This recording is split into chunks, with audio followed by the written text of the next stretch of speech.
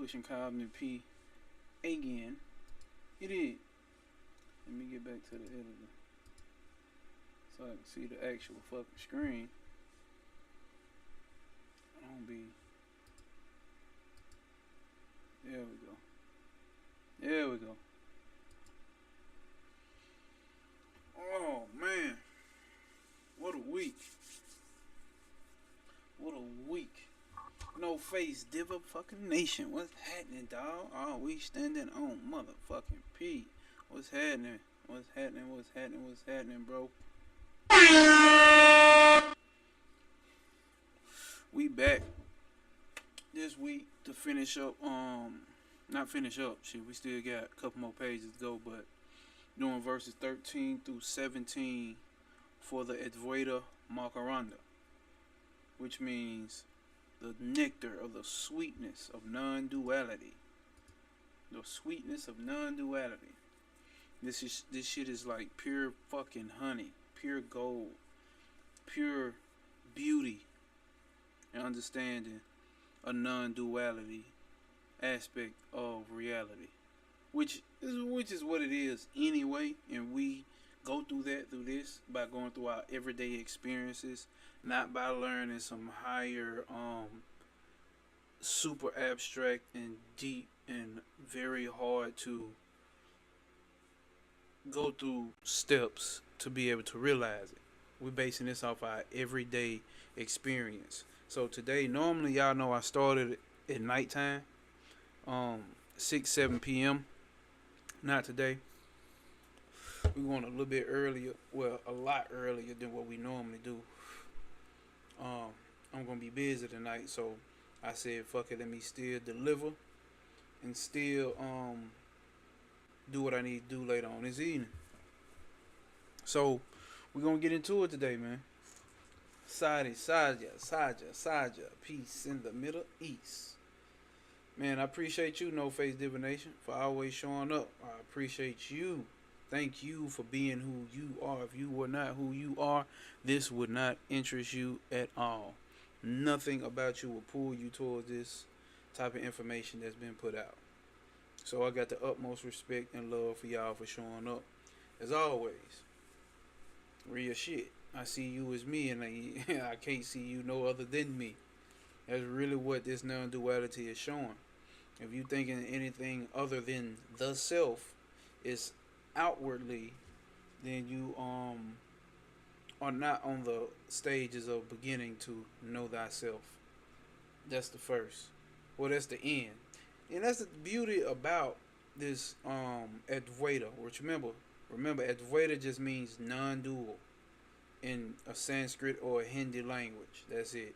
You know what I'm saying? It's not like a particular religion, which you can find shit that says that it is a religion, right? Because it'll be Advaita Vedanta, which means non-dualistic teachings of the Vedas. You see what I'm saying? But that's the beautiful thing about non-duality, right? You start and finish in the same goddamn place. That's why I keep on saying, like, what spiritual journey?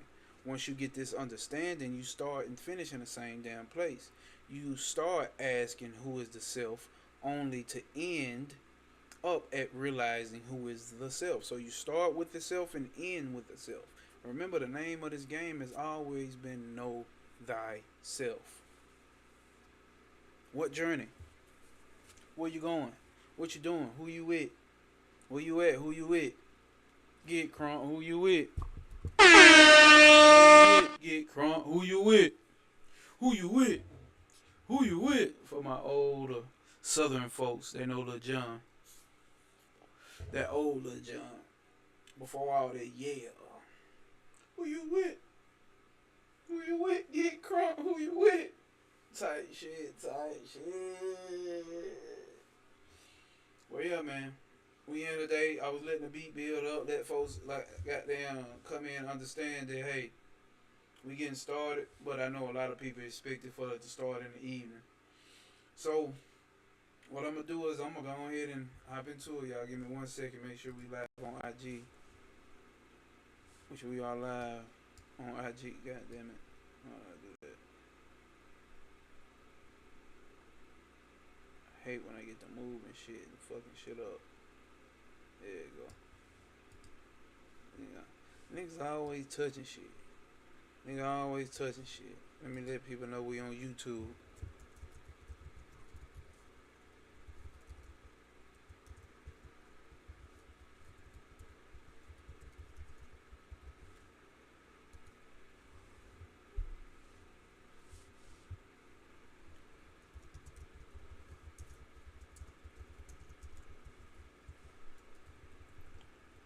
Chat on IG.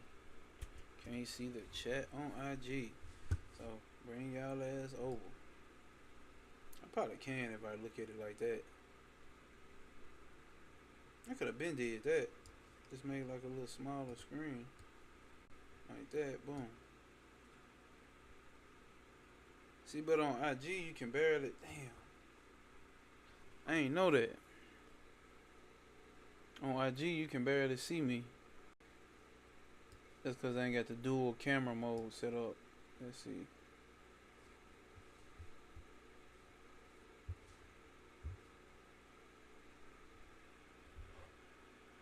See if I turn myself that way. Will that help on IG? If not, shit, fuck it. It is what it is. It looks like it's gonna be what it is. So today we're finna start off with verse 13. From verse 13, we're going into 17.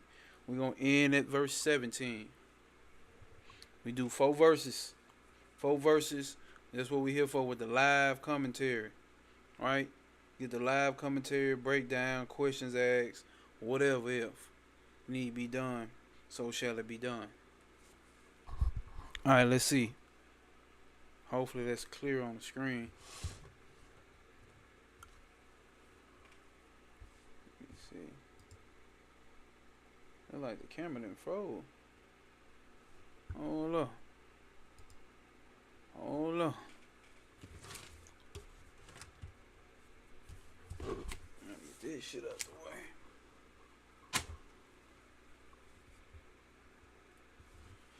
Alright. Go and get it popping. Make sure I got my highlighters. Yeah, let me get my highlighters. Verse 13. Verse 13. Tighten your britches up. Tighten your britches up, gang. Tighten your britches up. It says, I who change. Listen, I who change not am the knower of the 6 states of change. Otherwise, the awareness of that change is quite inconceivable. I who change not am the knower. So we know the knower and the thing that is known are 2 separate things. They cannot be the same. The thing that is known and the knower, right? You have, if there are 6 changing states, who is that that's noticing the change? Something has to not be changing to notice things that are changing. Hopefully that makes sense. So, I who change not am not the knower of the 6 states of change. Otherwise, the awareness of the change is quite inconceivable. That's basically what they just said. What I just broke down is what they're saying.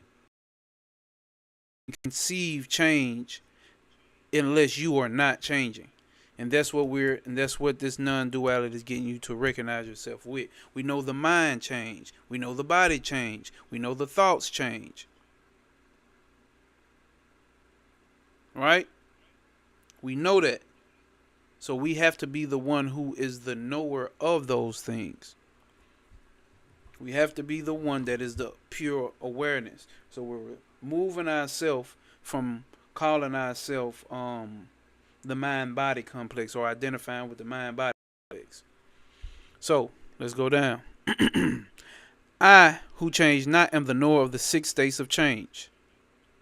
I can't pronounce that word. So 6 states of change is a traditional formulation of the states that every living being goes through. They, meaning phenomenal or the manifest existence, manifest reality, which you like to call the matrix. So we know first, well, let's go back through it. Birth, existence, growth, change, decline, and death. Those are the 6 states that all of us should have some recognition of.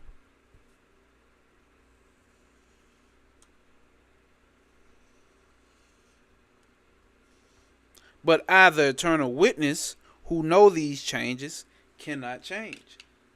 That's where we at with it. If you are the witness of all of these states, then you got to be the knower. Then you cannot be those states. You yourself are not those states. So I am not changing. So if we say I'm changing, then we know we're talking about our mind-body complex. That's very key to understand. That's why I say language should start to change once this starts to dawn on you. Or you should start to work out your language in a different manner. Otherwise, the awareness of that change is quite inconceivable. How is it possible that I change? If everything changes, including the knower, where is the still point from which change can be observed? If one says, well, the mind has the capacity to remember, and so our memory records change, even if the mind itself is unstable, and thereby we know change. That doesn't solve the problem, because what is it that sees the changes recorded in memory? I don't know where y'all at today. Sorry I came a little early today, but if you're missing this live, I wish it was here, my dear. So even if the mind itself is unstable and thereby we know change, that doesn't solve the problem. Because what is it that sees the changes recorded in memory? If mind and memory are in constant flux, who sees the change in that memory if mind and memory are in constant? You know you remember some things different than you remember them the first time you remember them. You know that. So who is that? Who is knowing? Who is aware? Who is observer? Who's the of those changes in memory? It's the same problem. There must be stillness for there to be perceived a change.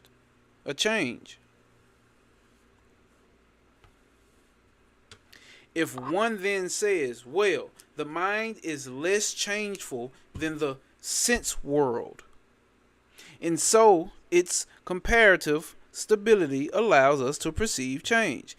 So listen, if one then says, well, the mind is less changeful than the sense world, and so its comparative stability allows us to perceive change. Well, first of all, it is doubtful that most people's minds are stable compared to changes in the outer world. But even if we stretch our imaginations to the breaking point and accept the argument, then we still can't see that everything changes. Only what is changing faster than our thoughts. My God, Rose of Flame. Been missing you, brother. Hope everything has been good on your end, brother. If it has not been, goddammit, guess what it will be? It's all just priming up for it to be in perfect condition. That's it. You know the rules of the game. No obstacles will apprehend you. Happy to have you over here, brother. Appreciate you, my guy. All right.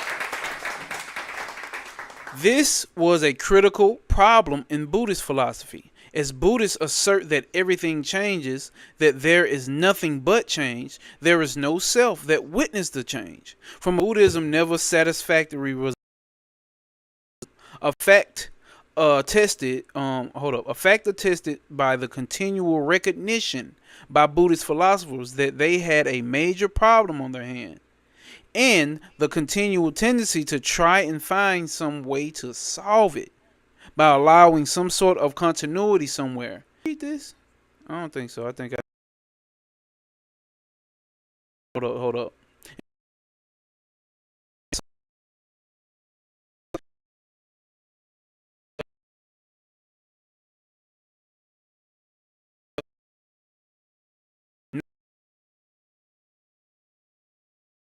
polemical. It's not polemical. It is to show the truth that stares us in the face right now. That's what we're talking about with non-duality. It's all about your everyday to day experience. It's not about some deep concept that you gotta work 5, 10, 15 years to get. It's pointing directly at your experience. Oh, yo, I don't know if it's my end or the audio. Oh, Lex, what's happening? Is the audio going out? How is the audio sounding, y'all? Is it going in and out? Let me know. Appreciate you for stopping through though, Lex. Got to give. Okay.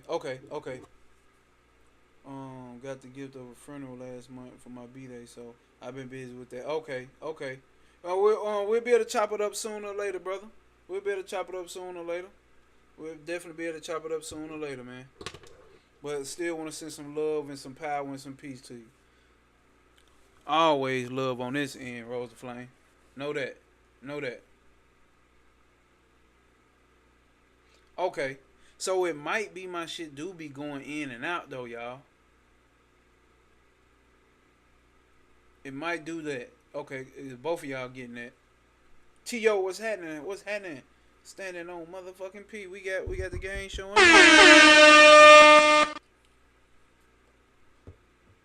Been missing you and Trail Lives for like a month. Hey, it be like that, bro. It definitely be like that, bro. But it's always perfect for when you do catch it, or even when you don't catch it, and you catch it on the back end, you catch the replay.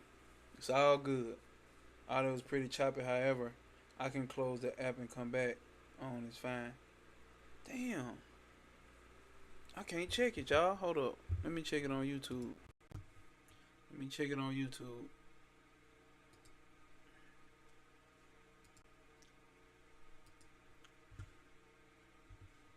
Fucking setup. Let's see.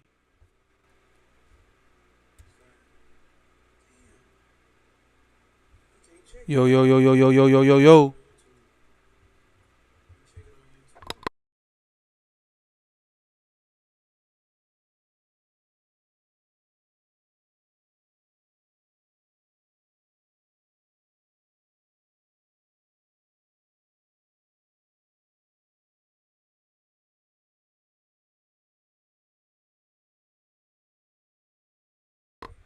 I guess we good, y'all.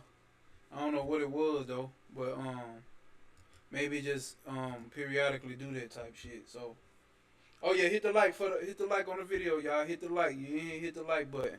We just getting started, so if you just joined, you ain't really missed nothing yet. We just getting started. What was saying? I called traveling last month too. Yeah, sometimes it be like that, y'all. I be on the same thing too. I ain't catch Trav last night. I missed Trav last night, so you know what that mean. Got to catch the replay, my damn self. So y'all know how the body mind complex keep doing. It just keep going, bro. We never late. We always on time. Let's get to it. All right, let's start over. I'm gonna start over for the new folks that just came in, y'all. This was a critical problem in the Buddhist philosophy, as Buddhists assert that everything changes, that there is nothing but change. There is no self that witnesses change. From a Vedantic standpoint, Buddhism never satisfactorily resolved the problem, a fact attested to by the continual recognition by Buddhist philosophers that they had a major problem on their hands, and the continual tendency to try and find some way to solve it by allowing some sort of continuity somewhere in the self or in the dharmas, the elements of existence. But again, the primary purpose of this text is not polemical. It is to show that the truth stares us in the face right now. We are the infinite self, even in our apparent ignorance. Even in your material ignorance, even when I don't know, I don't understand. It don't matter. You still You still in divinity in your ignorance. You still are divine in your ignorance of not knowing, because you are awareness. So you are aware that you don't know and that you don't understand. You always in divinity. What fucking beauty is that, man? Because religions would tell you you are in sin if you are not in alignment with so and so and so and so. Here you always in divinity. No matter how ignorant, no matter how fucked up earthly moral things you do, you still are in your divinity. We are the infinite self, even in our apparent ignorance. And so the search for stillness is itself a spiritual practice. It begins with the conviction that at the center of our being, we are still, we are silent. Then we try to see that the whole universe of experience swirls around us. But we swirl not. Remember that swirl. Everything swirls around us, but we swirl not. In fact, one of our 4 gateways to liberation taught in the Yoga Vasishtha is mano nasa, or nas, destruction of the mind. Now, you will hear me saying a lot about no mind.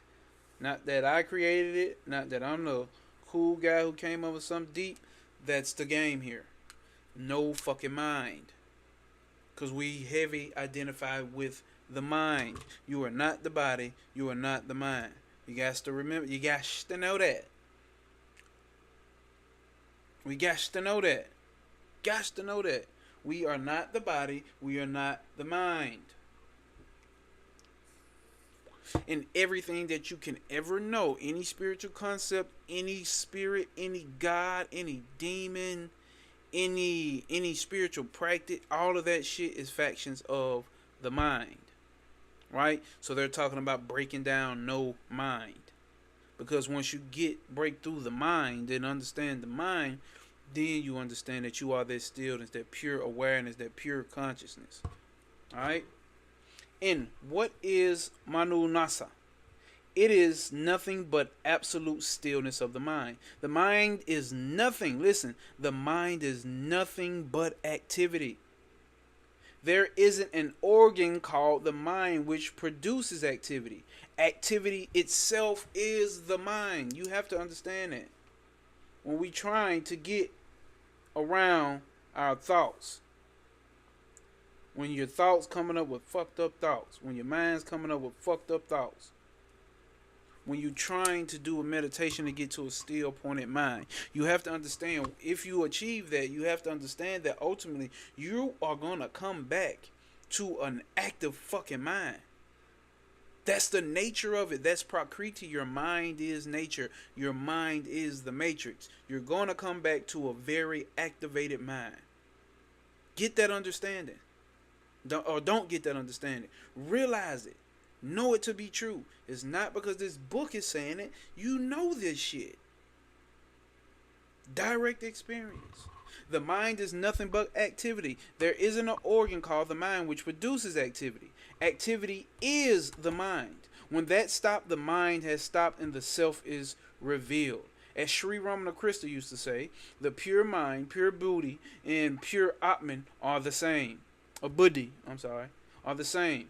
That which we call mind, when it is perfectly pure, is the self itself. Because ultimate purity is mind is stillness. The next verse continues the analysis of change. Let's see.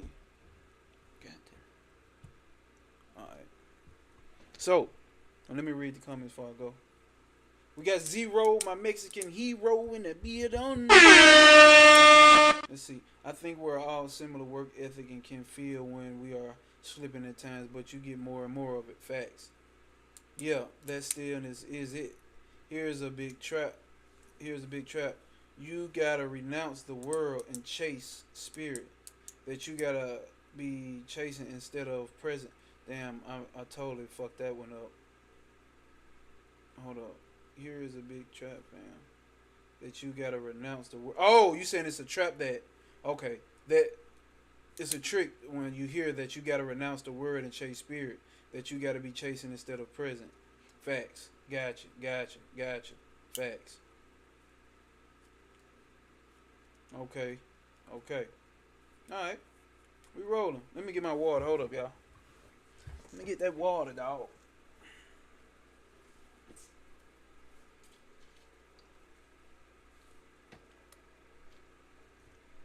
Got my Stanley cup. What about you? Niggers, wiggers, and chiggers? Alright. Verse 14. The form of a thing subject to modification comes in being and dissolves every moment. How can such a thing itself be aware of changes? Now, we need to understand that the mind is made up of the elements. Right? It is subject to modifications. The form of a thing subject to modification comes into being and dissolves every moment. How can such a thing itself be aware of such changes? That's your gods, that's your goddesses, that's your demons, that's any spiritual concept. It ultimately breaks down. Look at all the ancient systems that we hold in high regard with temples and all of that. It's set up and it breaks down.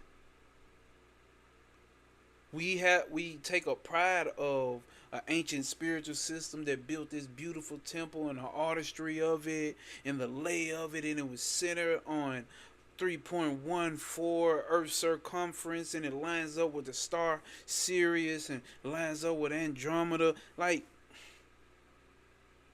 all of those are factions of the manifest reality, right? We taking pride in those things of the manifest reality when we are above that. What you are as pure awareness is above all of those things. That's why I say recognize all of that history, but don't take too much pride and identification with that, because they all break down. The form of a thing subject to modification comes into being and dissolves every moment. How can such a thing itself be aware of such changes? So, let's go. The form of an object subject to modification comes into being and dissolves every moment. Breakdown. That which changes every moment, including apparently stable subjects, right? Because we know that when we talk about how the molecules are vibrating and how they're moving around and this and this and that, nothing's ever really a solid. That's been proven today by today's science, right? That which changes every moment, including apparently stable objects such as mountain rocks and lifeless planets. And change means the birth of something new. And change means the birth of something new. And change means the birth of something new. And disappearance of the old every moment. Up to this point, Vedanta agrees with the Buddhists, right? Luminary, my guy, what's happening?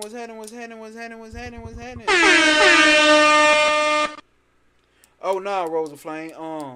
I just got something to do later on this evening, so I'll be so I still be doing 6 p.m. 6 p.m. what time? 6 p.m. Central Standard Time and 7 p.m.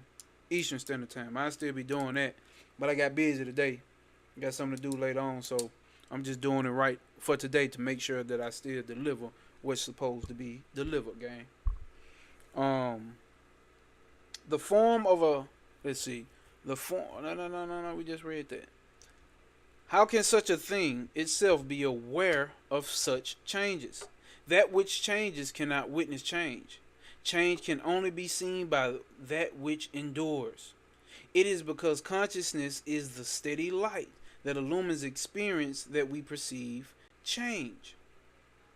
The ever changeful can never be the knower of change. So why you're not the body. The body is constantly changing. You're not the mind. The mind is constantly changing. The emotions are constantly changing. You are not depressed. You are not sad. Those are objects that are changing. They switch and they change inside of the mind. That's why I say suffering is really only happening in the mind. Once you figure the mind out, what's suffering? Once you figure the mind out, what's suffering?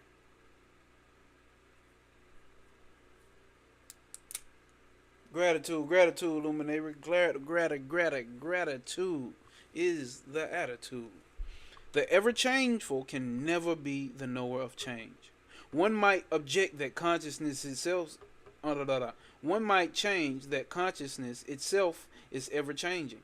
Its objects, its clarity, its focus, its different states like waking and dreaming. And that is the Buddhist. So we finna get into that because that's what we normally hear. I'm unconscious, I'm conscious, raise my consciousness, and all of that. That is the Buddhist position. But that is confusing the screen. Listen, but that is confusing the screen with the movie projected upon it. I think that's straightforward. I don't think I really need to go into that. Consciousness is the clear light in. Hold up. But that is confusing the screen with the movie projected upon it. Consciousness is the clear light in which appearances are rising and falling. Consciousness is the pure light.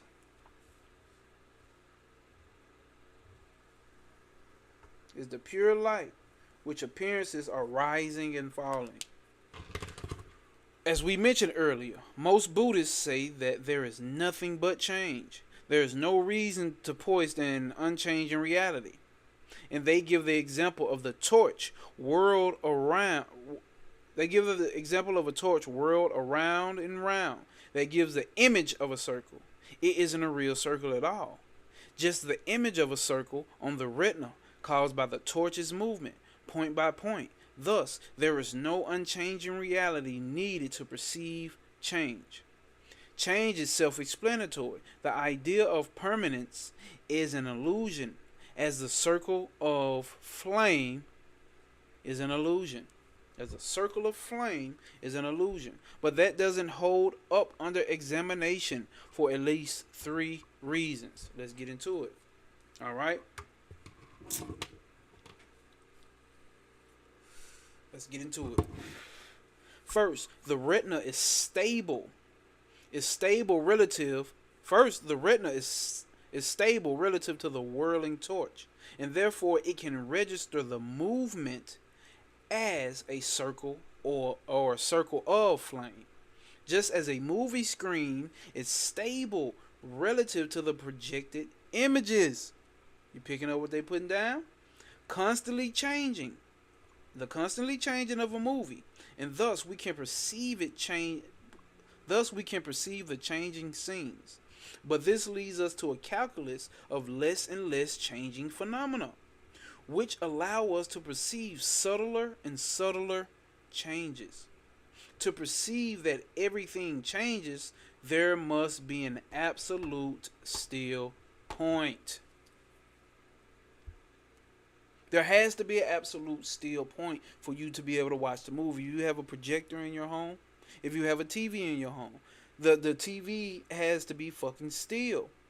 The background, the backdrop, the blackness of the TV, the blackness of the screen in a movie theater, something has to be still for change to be perceived.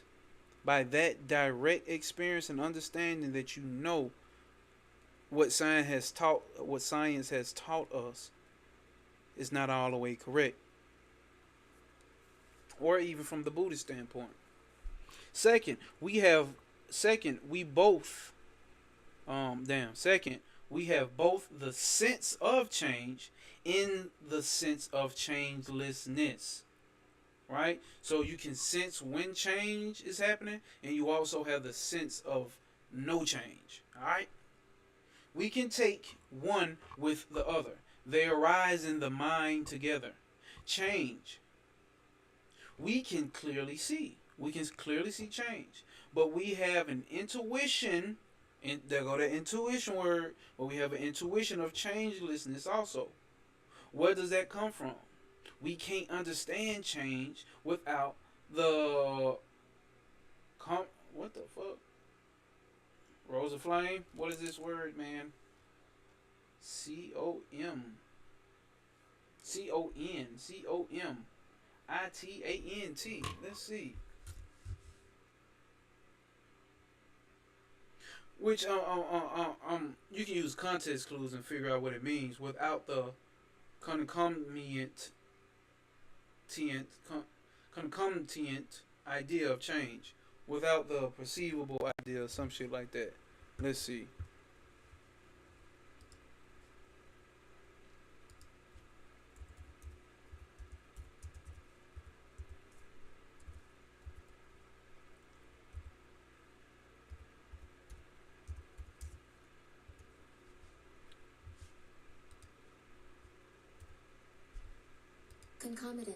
Concomitant. Concomitant. Naturally occupying or associating. So without naturally understanding the idea of changelessness. Motherfucker, just use a simple word for simpletons like me. Or whatever. So, without the concomitant idea of changelessness, one doesn't make sense. Hold on, let's read that again. Change we can clearly see, but we have an intuition of changelessness also. Where does that come from? We can't understand change without the concomitant idea of changelessness. So without understanding changelessness first, we cannot perceive change. One doesn't make sense without the other. Damn, did I fuck the camera up or something? Oh damn, you can't see it. So hold up, this how the camera ain't looking good, y'all. That's probably better right there. Yeah.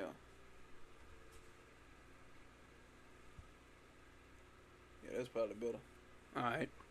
Third, those sages who have realized the highest truth have found through direct experience that which is absolutely still, yet absolutely aware and full of bliss, the reality on which all change appears, against which within, listen, let's read that again.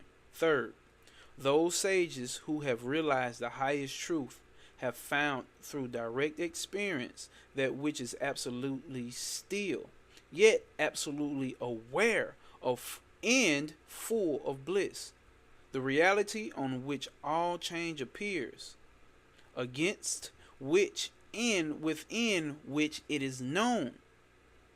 That experience has been replicated in every generation for thousands of years and is possible to us today as well. Oh, that's what you're saying. Okay, I got you.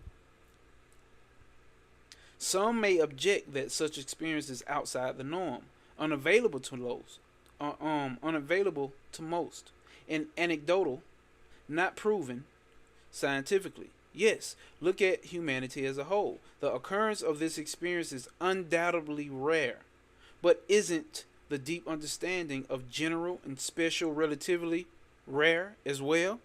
So some may say, oh yeah, well everybody can't have that super high knowledge of self or experience of the true self or knowing the self experience. Yeah, but also relatively, the general understanding of general and special relativity is rare as well. But he's gonna get somewhere with it. I ain't even gotta say it. The deep understanding of quantum mechanics are rare. Yes, there are popularizations to make the basic ideas accessible to the laity. But that's not deep understanding of the mathematics and the physics behind the theories. Yet we accept the words of those rare scientists who does understand those theories. There's no difference between those sages or, saying those so-called higher spiritual, whatever the fuck you want to call. There's no difference from them and the scientists. We take their word. We fully accept, time went back an hour. You don't reject that. We don't reject that to right now it's 12 p.m. You don't reject that. You don't reject that, it's summer, winter, spring, and fall. You don't reject that. You don't reject that you need to water your plants. Or whatever fucking scientists come out. We didn't say. And so, with advaitia, the statements of realized souls, Oh, realized souls. And with the statements of the realized souls, we accept their words as we accept the words of an honest person who tells us of a new land he has visited that we've never heard of. If we ever have the blessed opportunity of meeting such souls, there is a tangible and yet indescribable authority to their words, a quality of truth to their words, which makes the words of even the greatest of the scientists seem weak and hesitant by comparison.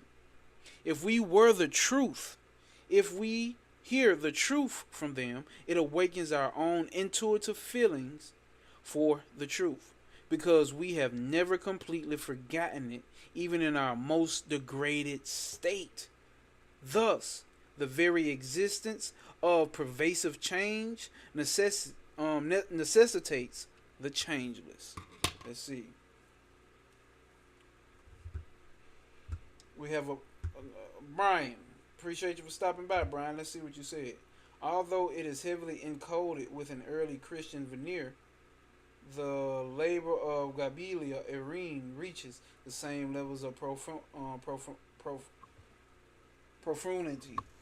profoundness, basically.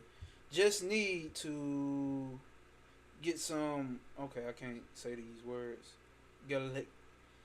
Galahili. Gladid, forgive me in my ignorance for not knowing how to pronounce that, to help understand it. Reads like The Hobbit. Time is an illusion. This material will lead you there eventually. Facts. Eventually we all get there and get that understanding. Alright, so basically he just stepped and they say, hey, we take the words of the sages the same way that y'all take science. A truthful scientist. We take the same thing with a truthful sage who has had experience of the self. Gay League. Okay, Gay League. Gotcha. Gay League to help understand it. Okay. Gaelic and Gay League. Okay. See, that's why I got, hey man, that's why I love. You know what I'm saying? God damn it, I can't. Shit, you think I'm gonna be able to pronounce all the damn words? Shit, especially if I ain't never seen it. And I don't ever think I ever seen that word. So that's why it's a wonder to have people in the chat where we learn together. Right or wrong? Right or wrong? Because I'm pretty sure somebody else in the chat just learned how to pronounce that word as well. If not, I'm the only one. I take it. I ain't tripping. I'm not the smartest guy on earth. I ain't the smartest nigga on the planet. But let's get to it. So, now, we have looked at change in general. Now we look at the two biggest changes for an individual, birth and death. So, now, gang, let's talk about birth and death. Hold up. What the fuck? Oh, shit. Oh, shit, man. What did I do? Shit, y'all. Hold up. Y'all gotta give me a break here. Let me fix this.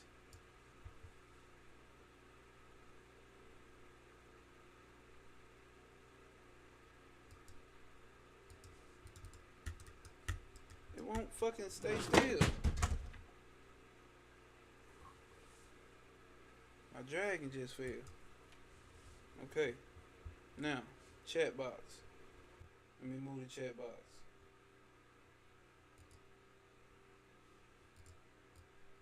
Bro, what the fuck? Like, really, bro? Like, really, bro? Thank you. God damn. I don't know. Like, maybe my...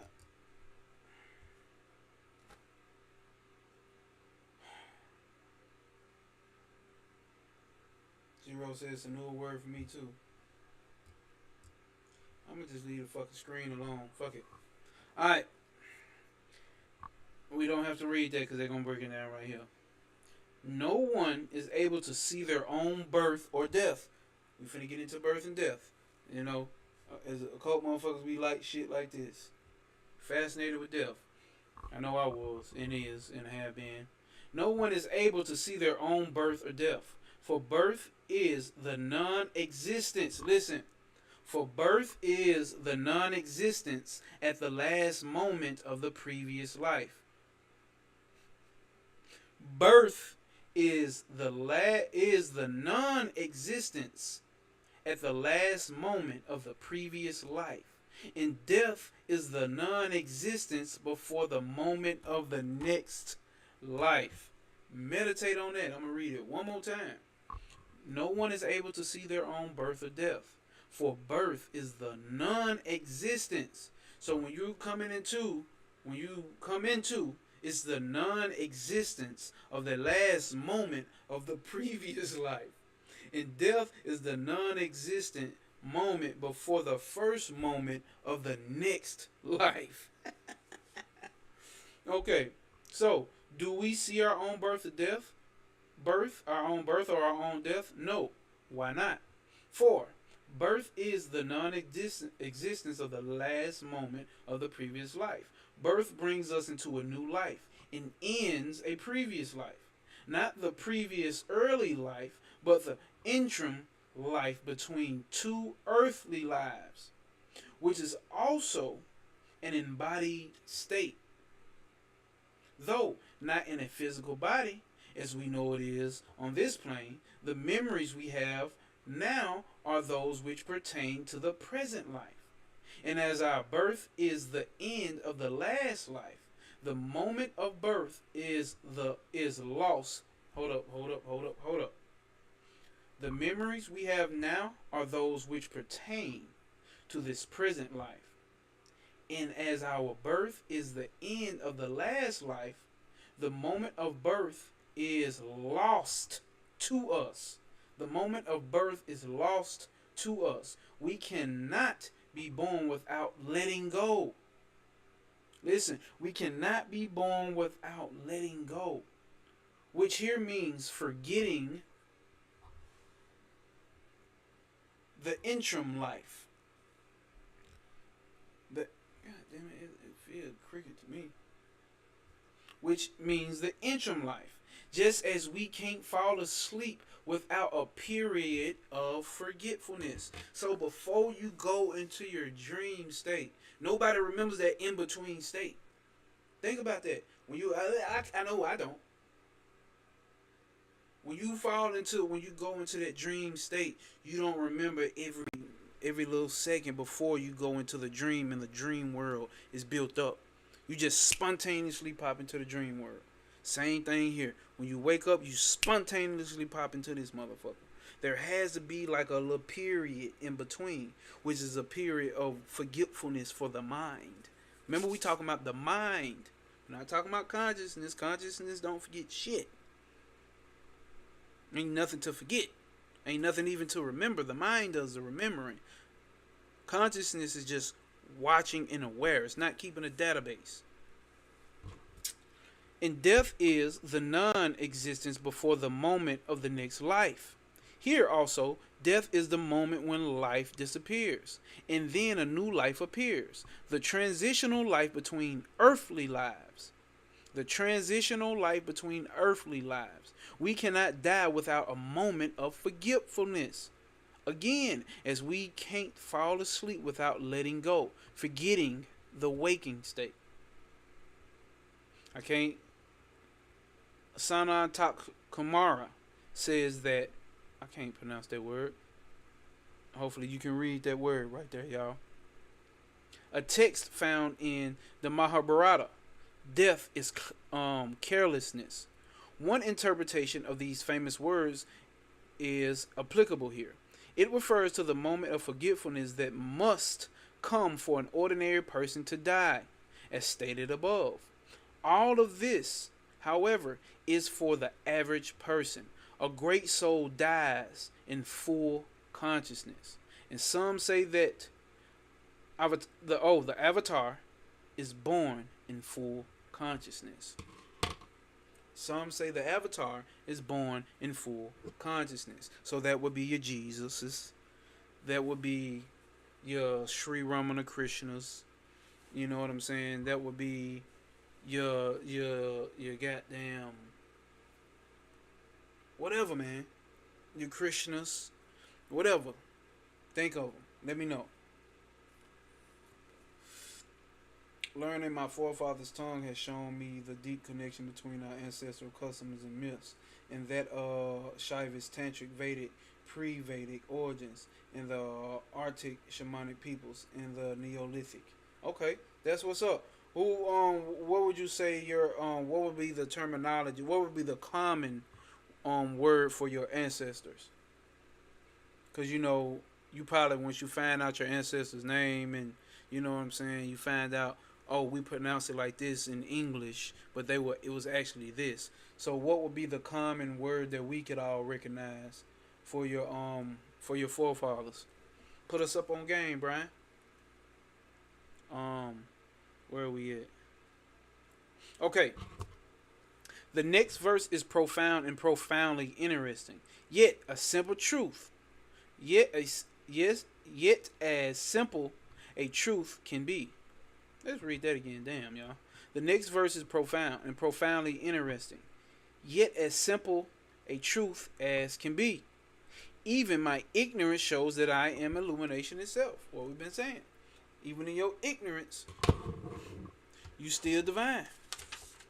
You gotta recognize that. Damn, y'all, we might go past 17. We might go to 18 because we already at 16. I ain't think that was this short. So, are y'all seeing what's being like? There's always a state of forgetfulness. That forgetfulness may be that stillness, which we can go back to what I posted on my Instagram, right? Where I said, darkness, out of darkness comes light. When we come, and then what do we associate with light? With knowing, with knowledge, because we are talking about enlightenment, illumination, the Illuminati. We're talking about light. So prior to knowing, there had to be a state of darkness, ignorance, not knowing, and that's what I think the real deep message of Adam and Eve in the garden could mean. Well, maybe my mind has been formulated to understand it from this, because there has to be a primal state before the prime state. You see what I'm saying? So there had to be darkness before light, which means there will have to be ignorance. And ignorance not in, oh, I'm stupid. Nah. No, you don't even have a concept of what stupid is, just like Adam and Eve. They didn't have a concept of what nakedness is. So concepts, what actually breed, the actual thing of having knowledge is what breeds evil and good, right and wrong, gods and goddesses. There is no concept of no gods or no goddesses in your original state. So there is no concept of death in your original state. There will also be no concept of light in your original absolute state that we will call on the tree of life aim. Pure negative, that negative point. There is no concept of nothing, no thing. There is no thing to know. There is no thing to do. This is what we're trying to work our way back to. And for some, this is very scary because we love concepts. But scary for who? Scary for the mind and the ego. That's it. The mind and the ego is scared. Not you pure awareness. Not you pure consciousness. Not you as the self.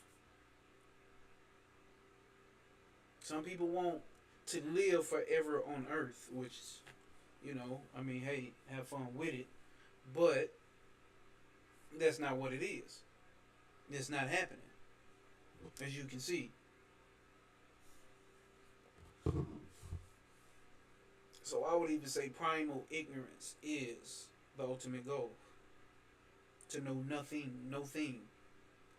Perfect stillness. Let's go. 16. I don't know. Such statements have their foundation, it should say in illumination. Such statements have as their foundation illumination. Oh, my bad. So, when you say I don't know, check this out, okay? I don't know. Such statements have as their foundation illumination.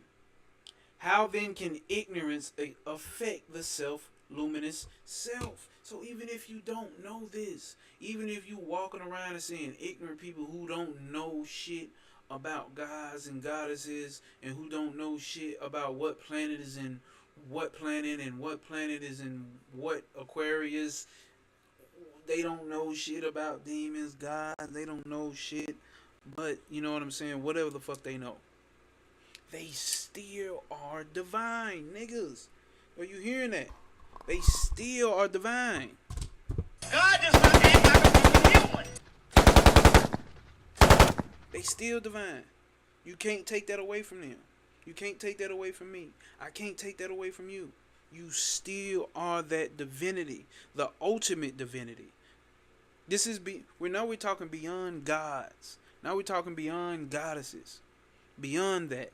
Because those goddesses and those gods don't have a reality outside of you, the self. They do not exist outside of you. They depend on you.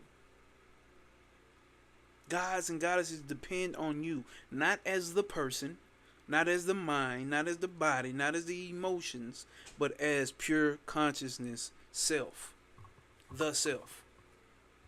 If there is no awareness of a God, no God exists. And if there is no mind to create the concept of a God, no God exists. So, I don't know. Such statements have their foundation in illumination. When I say I don't know about anything whatsoever, it is a statement of knowledge. So when you say you don't know, it itself is a statement of knowledge. You stating that you don't know. So you stating that you know that you don't know. Come on, man. I am expressing what I know, right? I, as a light of consciousness, have illuminated the fact that I don't know something. Consciousness, the self, has illuminated the fact that I don't know. I mean, come on, man.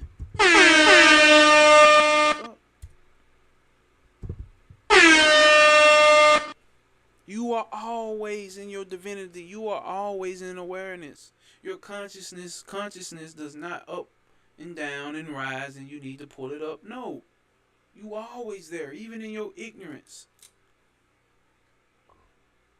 As the light of consciousness have illuminated the fact that I don't know something. It is first a positive illumination, secondarily a negative statement. Otherwise, how could I affirm that I do not know? That's why I say the primal state, the real state, is the absolute state, is nothingness. Knowing nothing and no thing. How then can ignorance affect the self-luminous self? Let's see. Even if my statements of ignorance are positive statements of knowledge, how then can ignorance affect me? Who am luminosity itself? This is what we mean by consciousness cannot be affected. The self cannot be affected. So when you come and you're talking about, oh, you eating hot Funyuns and you shouldn't be eating that, or you shouldn't be eating this, you should be eating lettuce, and you should be eating tomatoes, or you should be eating vegan, or you should be eating organic. For the body, you could be right. Even though that we know everybody's body does not do well with spinach. Everybody's body does not do well with whatever the fuck that they say everybody should be doing. That's the body. We're talking about, who are you identifying with? Are you identifying with the body, or are you identifying with the mind? Or are you identifying with the self? We know what can be done to keep the body up to par. But do we know what can be done to be recognized as the ultimate reality, the self? No, we don't. Start with your motherfucking self. Quit pointing motherfucking fingers like I'm doing. Start with yourself. Start with your goddamn self. The self. Not your body, mind. That don't mean don't eat good, clean fucking food. Shift your identity. You got to understand, when the next books we're getting to talk to, they're breaking it down for your mind to get it. But you start shifting your identity. You can talk. I will be talking from certain standpoints. I cannot die. I cannot be sick. The body can be sick. The body can die. The mind can die. I cannot. Even in my statements of ignorance are positive statements of knowledge, how can that ignorance affect me, who am luminosity itself? It must be remembered that here, that true knowledge doesn't consist of gathering facts. True knowledge, Sir Impeccable, what's happening? It must be remembered here that true knowledge does not consist of gathering facts. That's why we don't need, I don't care about knowing every fucking detail about everything. I care about the principle. Everybody over here, SOP, stand on principle. You can know the details if you want to dig in more, but if you don't understand the principle, what are you really doing? You just playing around with what Trav always used? Content. You're playing around with content. You don't know the context. And people, human beings, argue over content, not the context. So, it must be remembered here that true knowledge doesn't consist of gathering facts. However important that it may be for our phenomenal existence, which means our matrix existence, our material world existence, it may be super fucking profound. That's why I look at spirituality totally different now. Some of this shit may be even my own experience. I don't spare nobody, including self. I mean, my body, mine. I don't spare it. Even my most profound experiences, no matter how phenomenal they may be, I need to understand the principle. That's it. It consists in pure consciousness itself, known as chit. This understanding is foundational. See, you gotta understand the foundation. You gotta understand the principles. You gotta understand the context. It consists in pure consciousness itself. So all of those facts exist within consciousness. They don't exist outside of consciousness. And if you are identifying as consciousness, those facts have no existence outside of you, pure consciousness. Know what? Why do we need to know the deep details? Like if I stand on principle here, then I got somebody like Rose of Flames that'll come in and help me pronounce the fucking word. I got somebody like Don Tree that'll come in and help me and pronounce the fucking word. Because I'm standing on motherfucking principle. The details will work themselves out. And if it was something vice versa for either one of them, oh, I got you, my nigga. I got you. Bet. Terrible example, but still an example.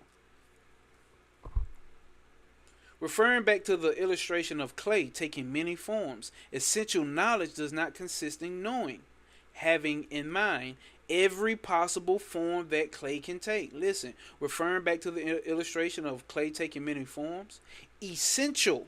What's essential? Essential knowledge does not consist in knowing or having in mind every possible form that clay can take.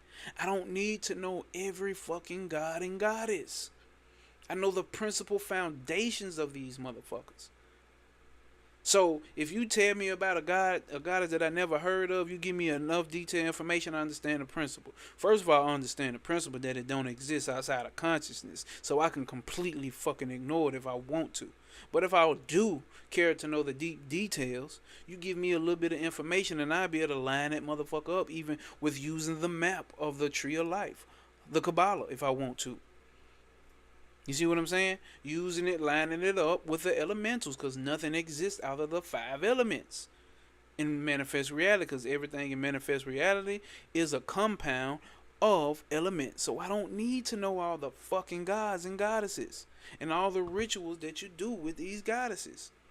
I've done enough rituals. I work with enough gods and goddesses to have understanding that all of that is factions of the mind. And if I understand the mind, I can understand every goddess. Because if I understand the 5 elements that make up the fucking mind in the reality that we live in, and if I understand the Rajas, Tamas, and Sattva, activity, stillness, blissness, and laziness or destructive aspect. If I understand those three gunas and the five elements, what fucking God and goddess can I not understand? What part of the reality that can I not understand? Because I understand the principles. Stick with that.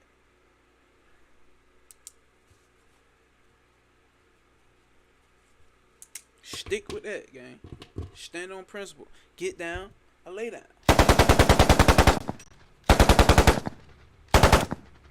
Stand on P. Alright? Every possible form that clay can take. I don't have to keep in mind every possible form that clay can take if I understand the principles or the essential knowledge. But in knowing clay itself and its power to take on an infinite number of forms. So if you know consciousness, you know it can take on an infinite number of forms. It takes on the form of a mind.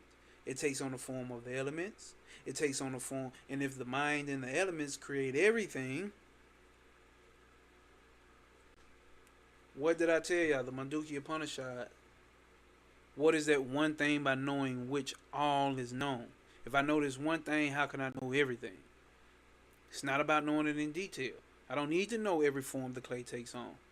And the teacher told him there's higher knowledge and there's lower knowledge. Lower knowledge deals with rituals and tradition and language and mathematics and astrology and gods and goddesses. The higher knowledge deals with the self, Brahman, the Atman, right? Damn, I'm missing a whole bunch of shit. Means the way of the natural eternity. Almost forgot to explain. Atman, soul, Agni, fire of the consciousness. Right. God or Gia is the best name. Dila.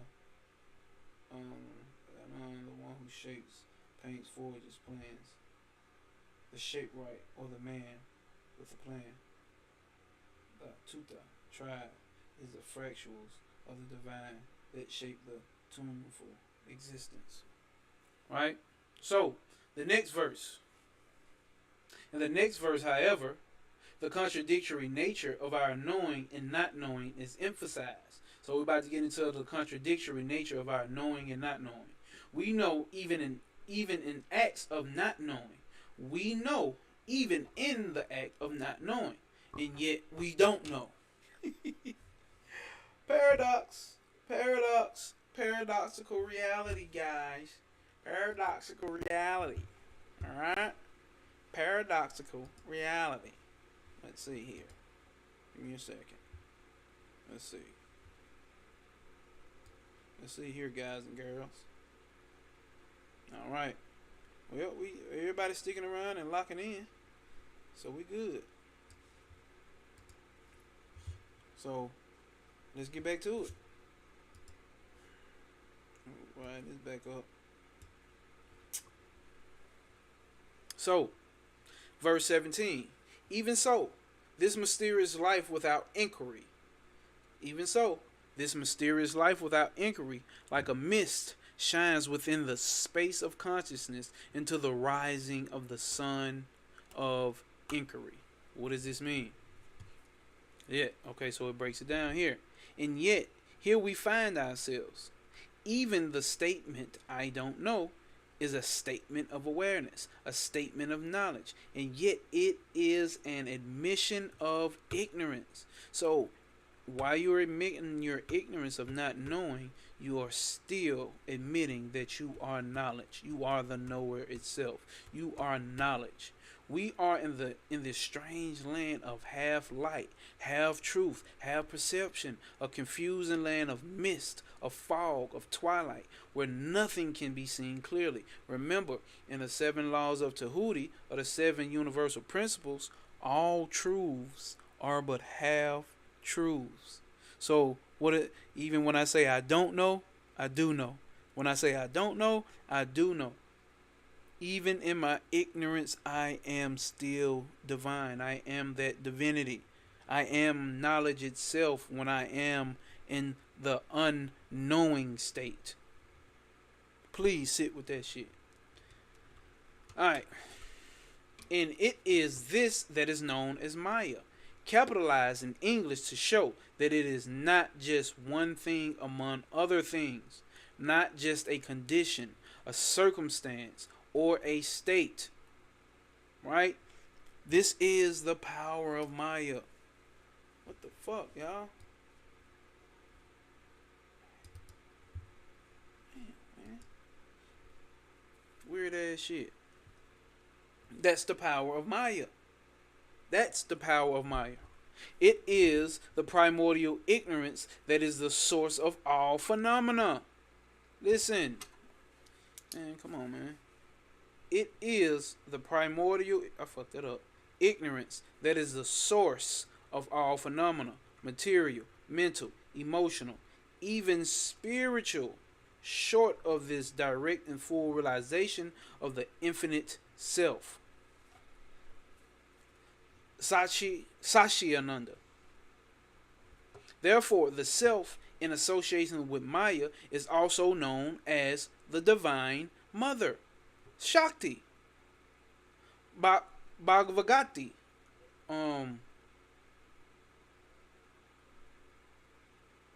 Bhagavatiya, and thousands of particular names. So, what does he say?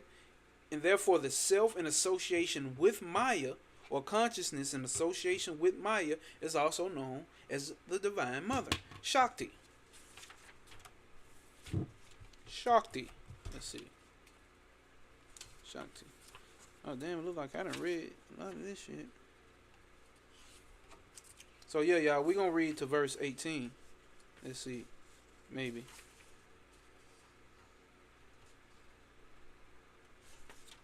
Yeah, we're going to read to verse 18. What are we just in? We're going to read verse 18. So we know that pure consciousness in self is, with Maya, is what they would call the Divine Mother. All right. Next part of the verse, right? Next part of the verse states, shines within space of consciousness. Yes, this mysterious mist of ignorance also shines, and therefore we perceive it. We perceive our own ignorance, our own limitation. It shines within the space of consciousness, which I am. Come on, y'all. It shines within the space of consciousness which I am. Here, within me, the space of consciousness, it arises. I don't arise within it. I don't arise within ignorance. You don't arise into ignorance. You don't come into ignorance.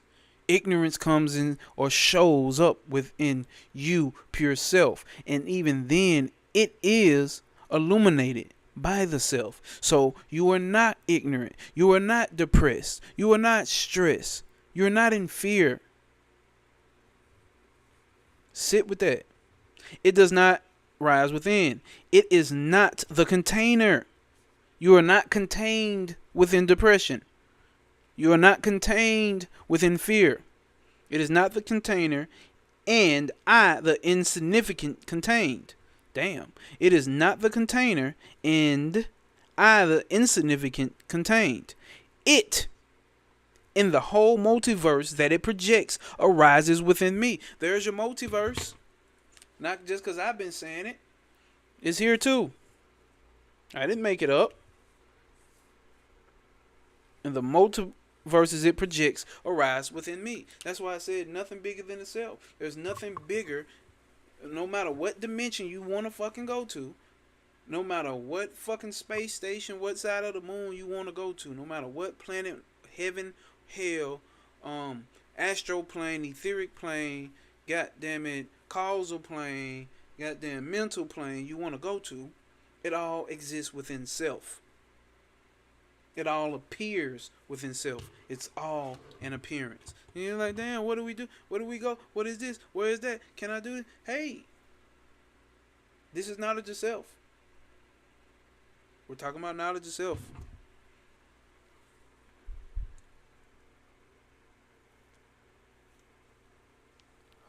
I got knowledge of self.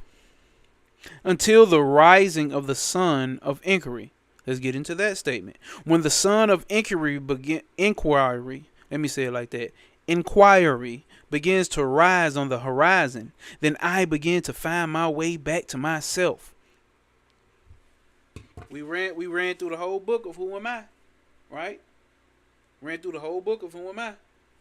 And if you want to go a step beyond that to get deeper into what self-inquiry is, here you go. Y'all know I'm not petty with the sources. Give you the sources. Inquire, who is I? Who is that I? Who is that I? Who is that I? Alright. Where we at? Okay. When the sun of inquiry begins to rise on the horizon, then I begin to find my way back to myself. So that's the question right there, because that's your spiritual journey, right?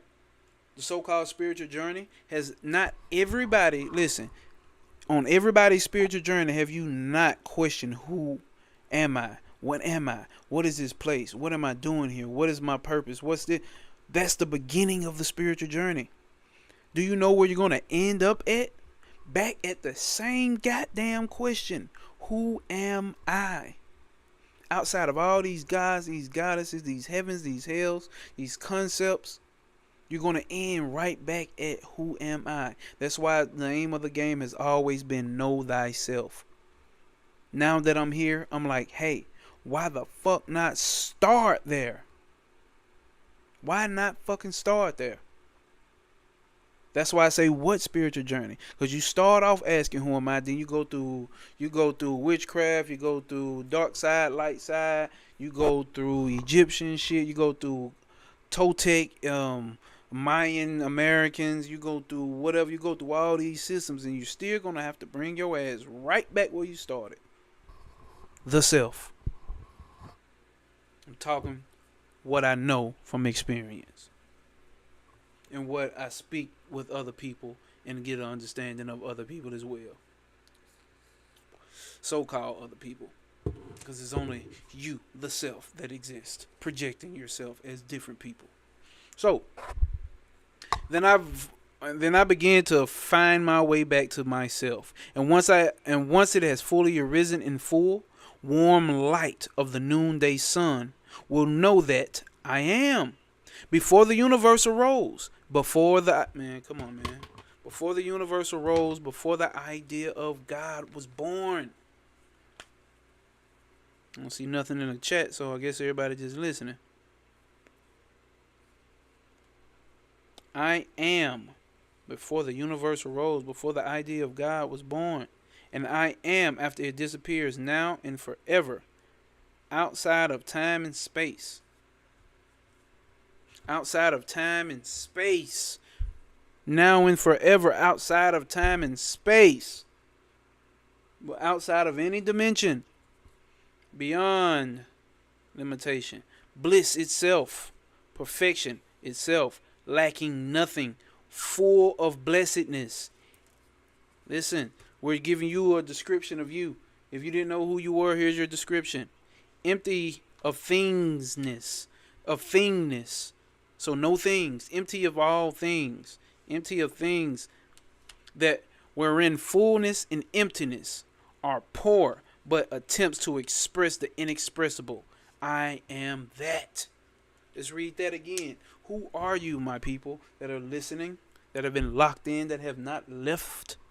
I am before the universe arose, before the idea of God was born. I am after it disappears, now and forever, outside of time and space, beyond limitation, bliss itself, perfection itself, lacking nothing, full of blessedness, empty of thingness, that wherein fullness and emptiness are but poor attempts at expressing the inexpressible. I am that. This is why we say you cannot get it. You're not going to understand it.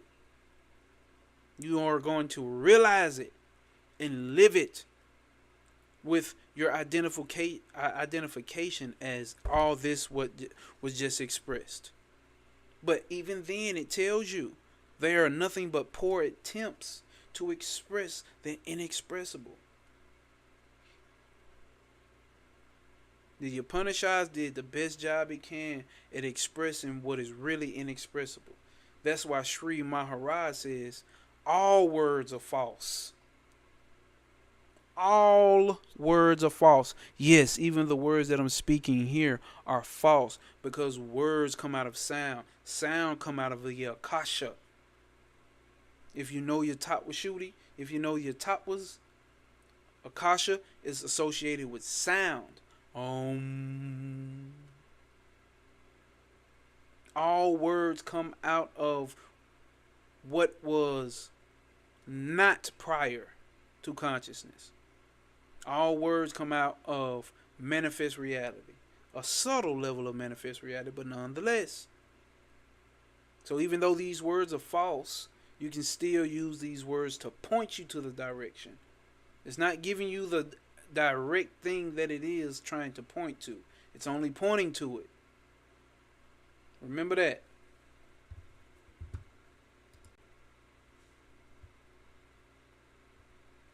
Remember that. Alright? So let's go. The perception of the world in the last verse was compared to a mist.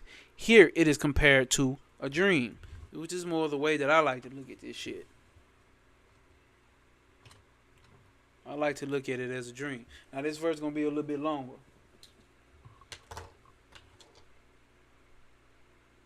The Tao that can be named is not the eternal Tao. Facts. Rose of Flames. Facts. Gotcha, bro. Because I don't see nobody saying shit. It's everybody just listening. Because ain't nobody left. Everybody's still here, so. Let's see. When this long dream of the world manifests in great sleep. Where's my pen? When this long dream of the world manifests in the great sleep of ignorance of the self, these delusions such as heaven and moksha manifest. These delusions of the world manifest. Hold up. These delusions such as heaven and moksha, meaning heaven and liberation, heaven and freedom. They are illusions. Matter of fact, delusions. They are real to the mind. Suffering is real to the mind. But to pure self-awareness, there is no liberation. There is no freedom. There is no heaven. You as pure self-awareness, you are heaven. You are liberation. You are knowledge itself. Switch the identification. Luminary here. Okay. All words and sounds come out of vibration, which is one of the laws of the universe. Yeah, see, here's the thing about it, Lineage Brand. I know you probably just joined. The universe is nothing but a concept to you, pure awareness, the self. So we are beyond the universe. We are beyond the vibrations. We are pre-vibratorial. If that's a real statement. We are pre-vibratorial.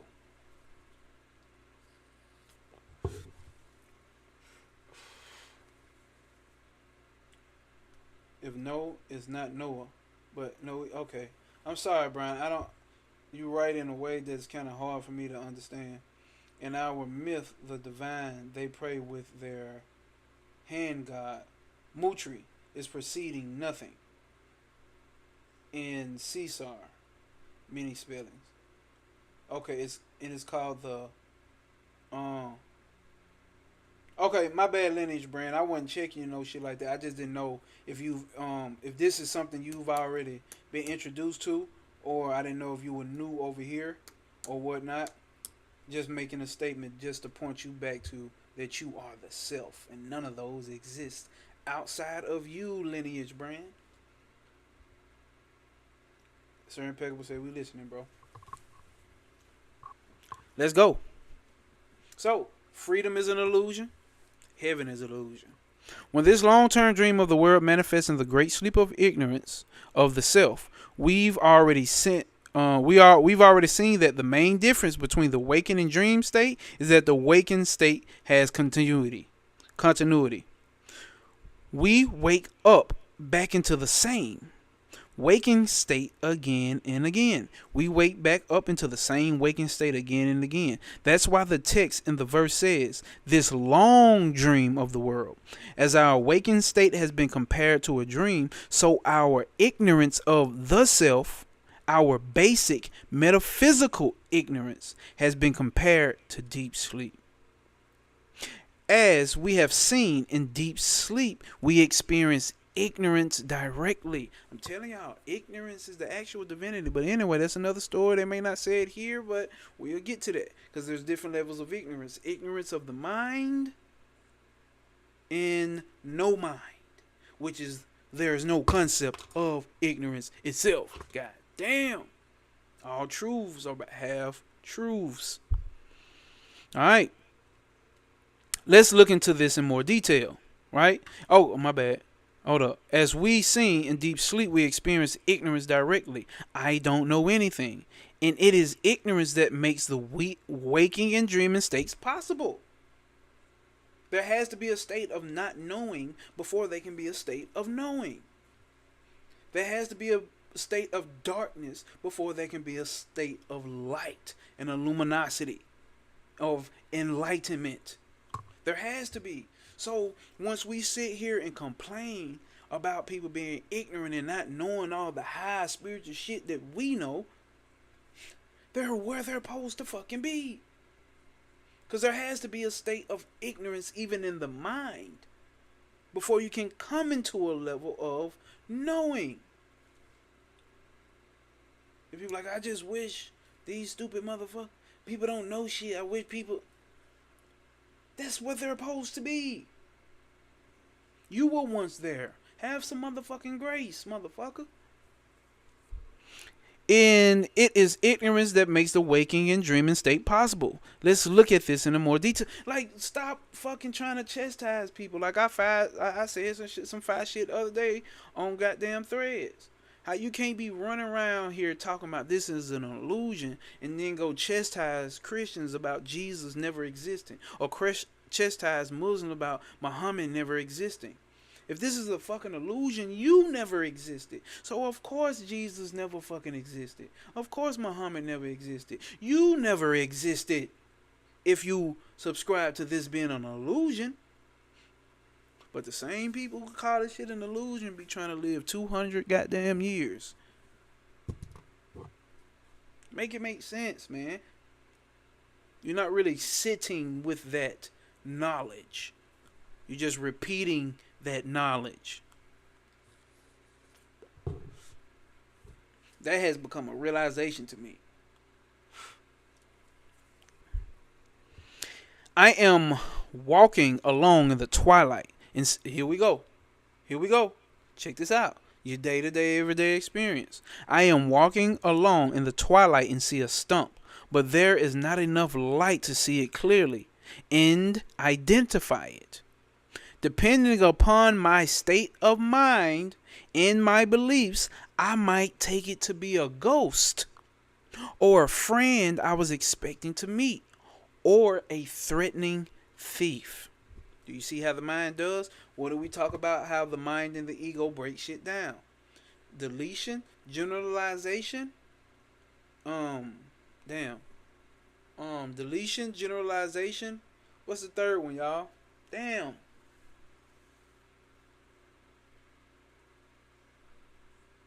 Deletion, generalization. How the fuck did I forget it? Distortion, generalization, and deletion. We distort the things that we think we know, see, taste, touch, smell. We delete a lot of the information that's coming through our senses, and we generalize it. Mystical Koala, peace. Dropped in just to drop that gem. So if we understand those three things, that's what I'm saying, man. If you understand this fucking mind, bro, you're gonna understand the fucking elementals. If you understand the elementals, you're gonna understand this fucking reality. You're gonna understand Maya. The net that Maya has cast over you, you're gonna figure out how to go right through the fucking holes. That's fucking enlightenment. That's it. Hope all is well on your end too, Mystical Koala. Appreciate you. That's it.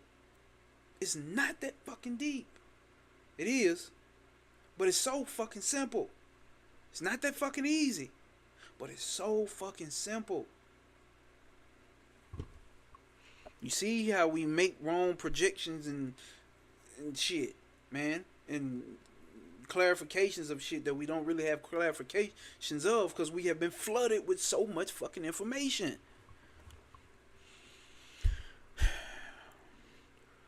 We might take it to be a ghost or a friend I was expecting to meet or a threatening thief. First, there has to be something that I am seeing, right? Perception, right? Senses, right? The stump. Then there's the twilight, which veils the nature of what I'm seeing. Man, let me highlight this. So first there has to be something to perceive, right? Life, reality, experiences. Then there has to be a twilight in which the nature veils that what I am seeing. Lack of information. Nobody talking about it. Everybody calling me crazy. And telling me I'm not seeing what I'm seeing. And I'm not experiencing what I'm experiencing. Okay. Once the nature of the thing is veiled. Here. Once the nature of the thing is veiled, then I can project other ideas onto it. This is what listen, this right here is what I'm saying. People think Egypt was the most divine. People think the ancient Aztecs and Mayans was the most divine. The ancient Olmecs or whatever. Anyone. I'm talking to all of them. If you understand the factions of the mind, you will understand all spiritual systems are nothing but the factions of the mind of the people of that time under a specific culture, under a specific mental condition, under their specific environment. You need to understand that. They're all talking about the same thing. They're all talking about nothing but projections, creations. All these guys are nothing but creations of the mind. It's not this system is more profound than that one. It's set up upon a certain cultural mind. That's the common thing amongst all fucking human history is mind. M-I-N-D. So I cannot be fooled by another system thinking this more divine than this one. I don't give a fuck if my ancestors did create this system. It's not more divine than any other one. It's nothing but a projection of the mind. So you can move beyond those systems. All of them. Dark side, light side, whatever side. Middle, don't matter. None of those exist outside of you, the self. None of those exist outside of you, pure consciousness, awareness.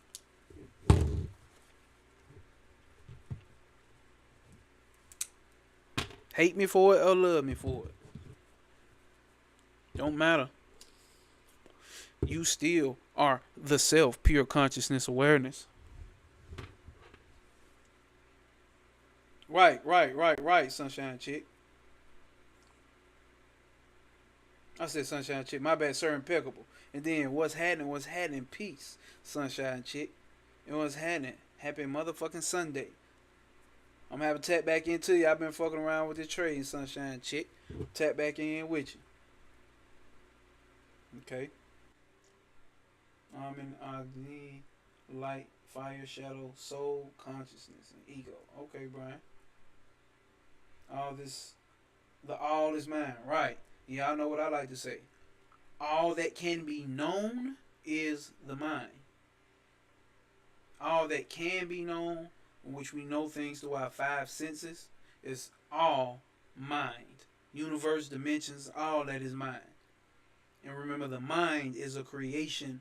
It is an after It's an after effect. It's an aftermarket product. Consciousness is above all. Consciousness is above all. Alright? Oh. I meant to hit it at that point. I be forgetting, bro. Caught up in a moment. And that shit just be flowing out. I be forgetting to hit that shit, man. Come on, man. All that bullshit ain't got shit to do with the goddamn soul. Ain't none of that shit got nothing to do with the goddamn soul. God does not act like a fucking human. Baphomet. Baphomet. Alright, y'all. Where we at? So, first there's something that I'm seeing. First there's something that I'm seeing. The stump. Right? Then there's a twilight which veils the nature of what I'm seeing. Right? That would be Maya. Once the nature of the thing is veiled, then I can project other ideas. Right? I can project other ideas. Once the nature of the thing has been veiled, and I cannot see it clearly based on my limitations of my mind, of the human mind, then I project objects onto what I'm seeing. So it's really a stump, but I'm project. See, this is it right here. This is it right here. Check this out. Everything is the self. Everything is pure consciousness. But you have projected me as something totally different. You have projected me as a separate human being. You have projected that dog as a separate human being. You have projected that tree. You have projected that pile of dog shit. You have projected the perverts, the freaks, the sluts, the womanizers, the Trumps, the Elon Musks, the P. Diddy's. You have projected them as something separate because the veil of ignorance is upon you. You don't like that. You don't like that, but you talking about getting out of the matrix. You talking about everything is an illusion, but you don't accept that. Make that make sense. All that bullshit ain't got shit to do with the goddamn soul.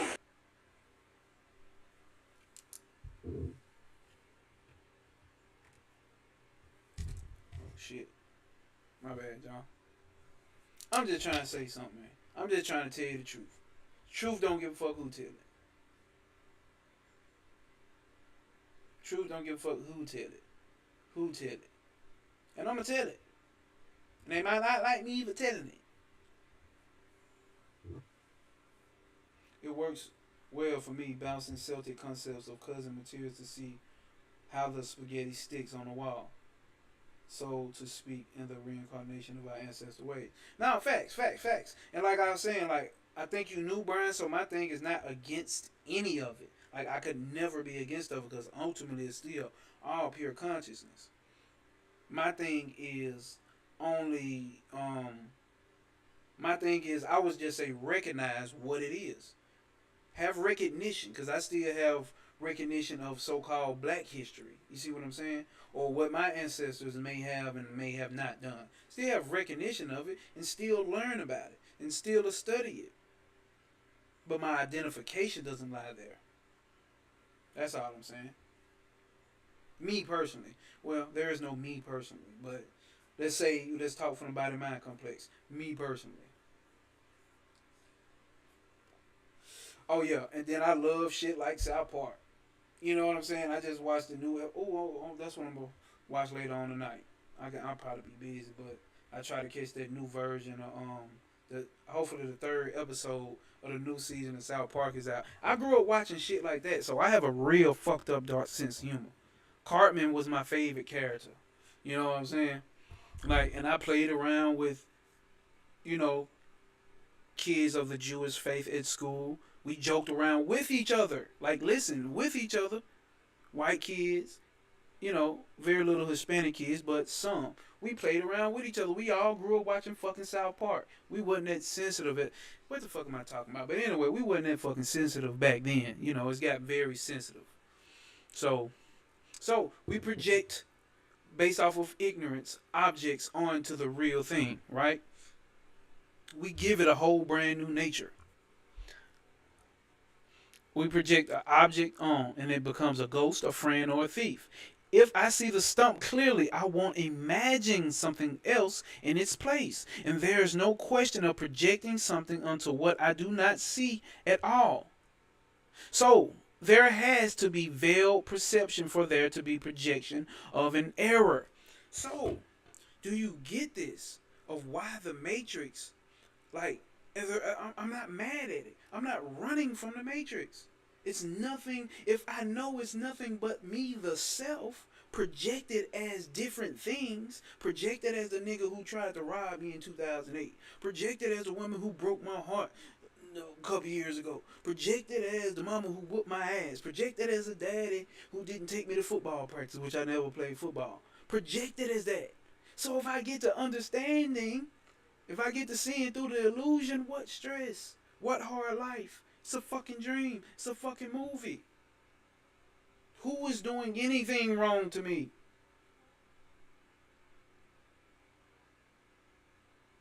See, we talk about spiritual people being able to see through all this shit, but spiritual people cannot accept this shit. So you're no different than your average motherfucker. Who you judging? You're no different. You're no fucking different.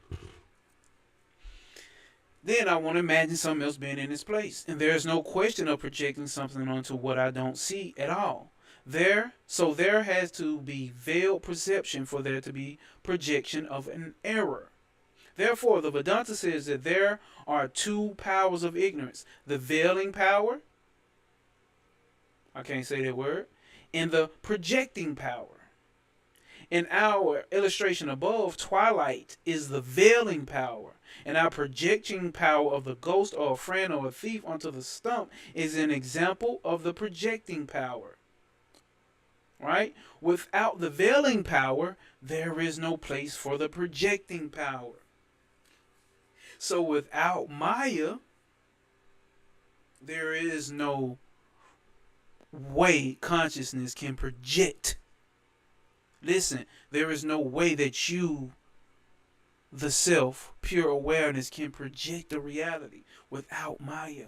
They go hand to fucking hand. Why are you mad at Maya? What is Maya doing to you? Damn, I'm missing all these these comments. Reject is an illusion of separation. So true. That's a Rosa Flame said tough predicament. Rosa Flame said rejecting yourself.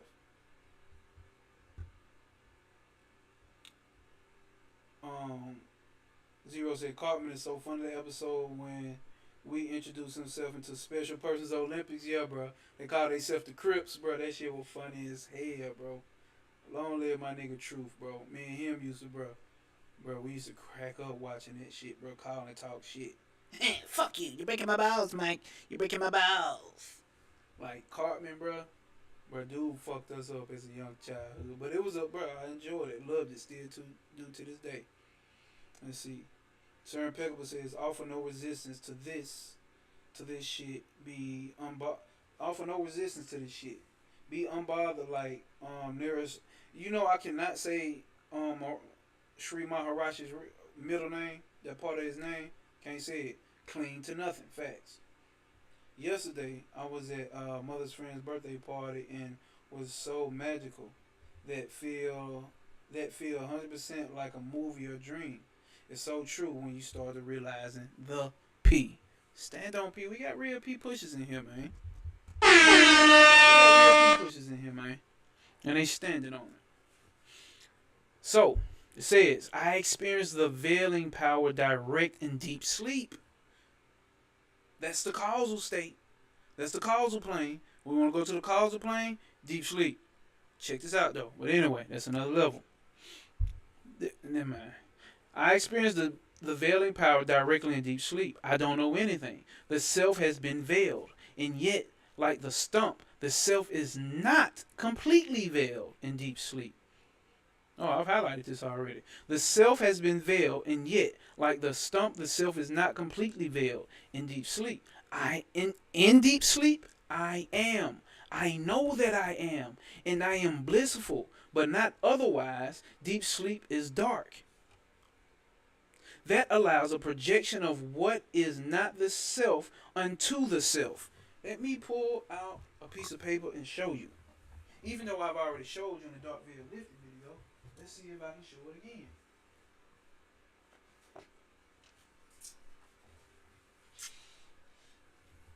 So,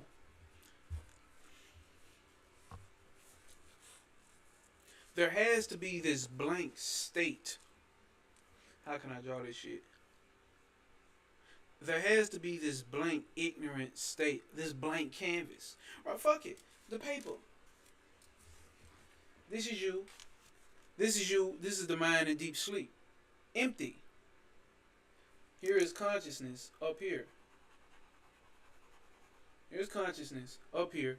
Here's your blank mind in deep sleep. It has to project through this motherfucker. And here's Maya. It has to project through Maya. Consciousness has to project through Maya to fill the mind up with a person, fucking tree, fucking piece of whatever. I ain't the best drawer. But it has to be projected through. So it's a blank canvas. And it's projecting through. And it simultaneously pops through. Boop. That's how you come into existence, buddy. That's how you come into existence. That fucking simple. We ain't gotta go that deep. I'm pretty sure they're gonna get into some shit like that. So it is that dark sleep state, otherwise dark sleep, that allows a projection of what is not the self onto the self, right? Which happens in the waking and dream states. The waking and dream state results from the projecting power of Vishtapaka Sakti. Therefore, metaphysically speaking, the sleep state is primary. The deep sleep state is primary, and the dream and waking states are derivative. The first state is the deep sleep state. And the dream state comes out of the deep sleep state, and out of that sleep state comes the waking state. Well, the dreaming state comes the waking state. So deep sleep, man, come on, man. Come on, man. Go back and watch the Dark Veil Lifted video.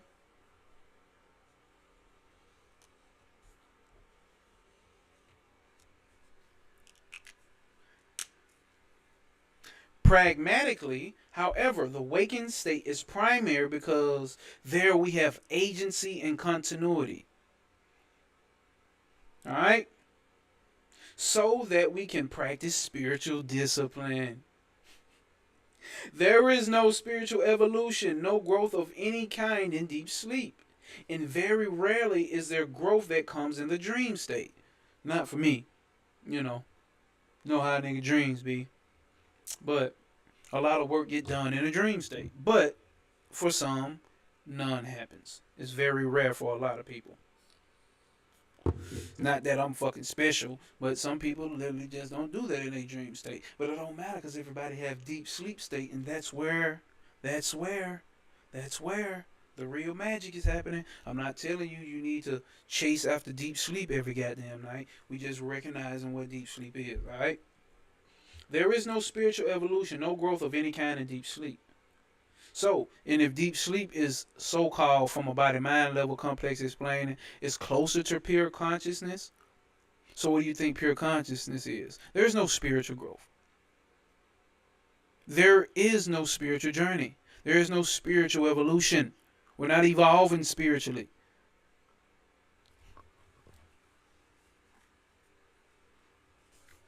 If you're saying you're evolving, if we agree that we're evolving spiritually, that's happening here. Okay? That's happening here. It's not happening here where you, the self, is. Get that. That's happening under the illusion of Maya. Alright? Spiritual progression is happening here. In the illusion. So that means spiritual progression is an illusion. Spiritual progression has to be an illusion because it's happening in the illusion. Spiritual progression has to be an illusion because it's happening in the illusion. Under Maya. Creating the mind out of pure consciousness, the self, which you are, my people. There is no spiritual progression. In the body mind complex, yes, you're spiritually evolving. Kudos, brothers and sisters. in your real true state, you are not evolving. There's no spiritual evolution. This is just the movie playing out here. The movie script has always been the fucking same. The movie script did not change. It did not evolve. It's the same fucking movie script. Same movie script. The illusion. Sit with that. Don't attack me. Don't attack me. Don't even congrat me. God damn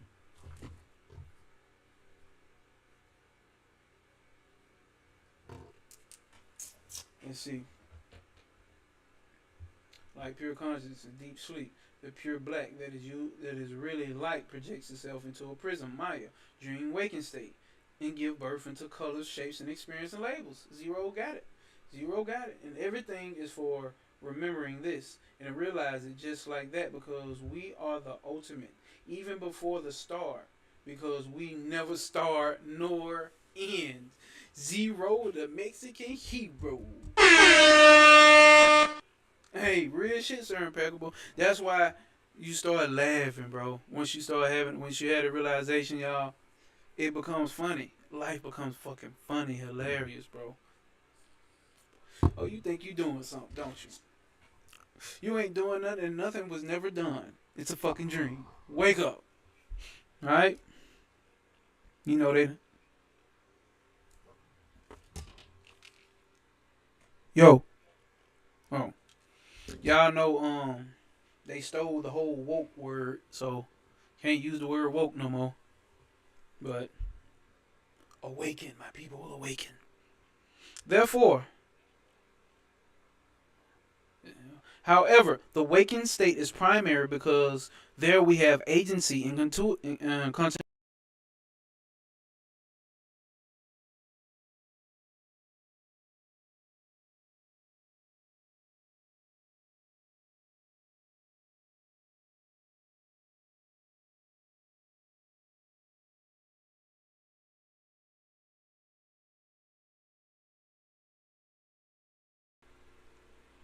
We at verse 18. The show don't stop here.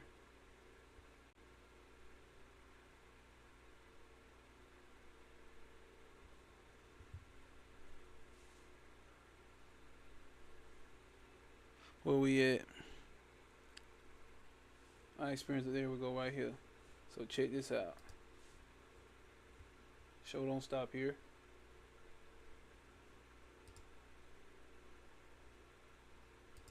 Show don't stop here.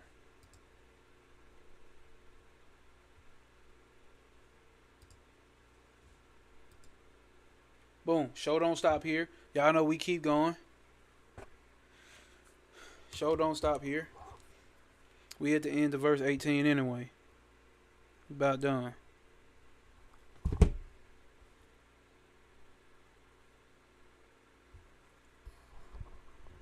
Yo, yo, yo.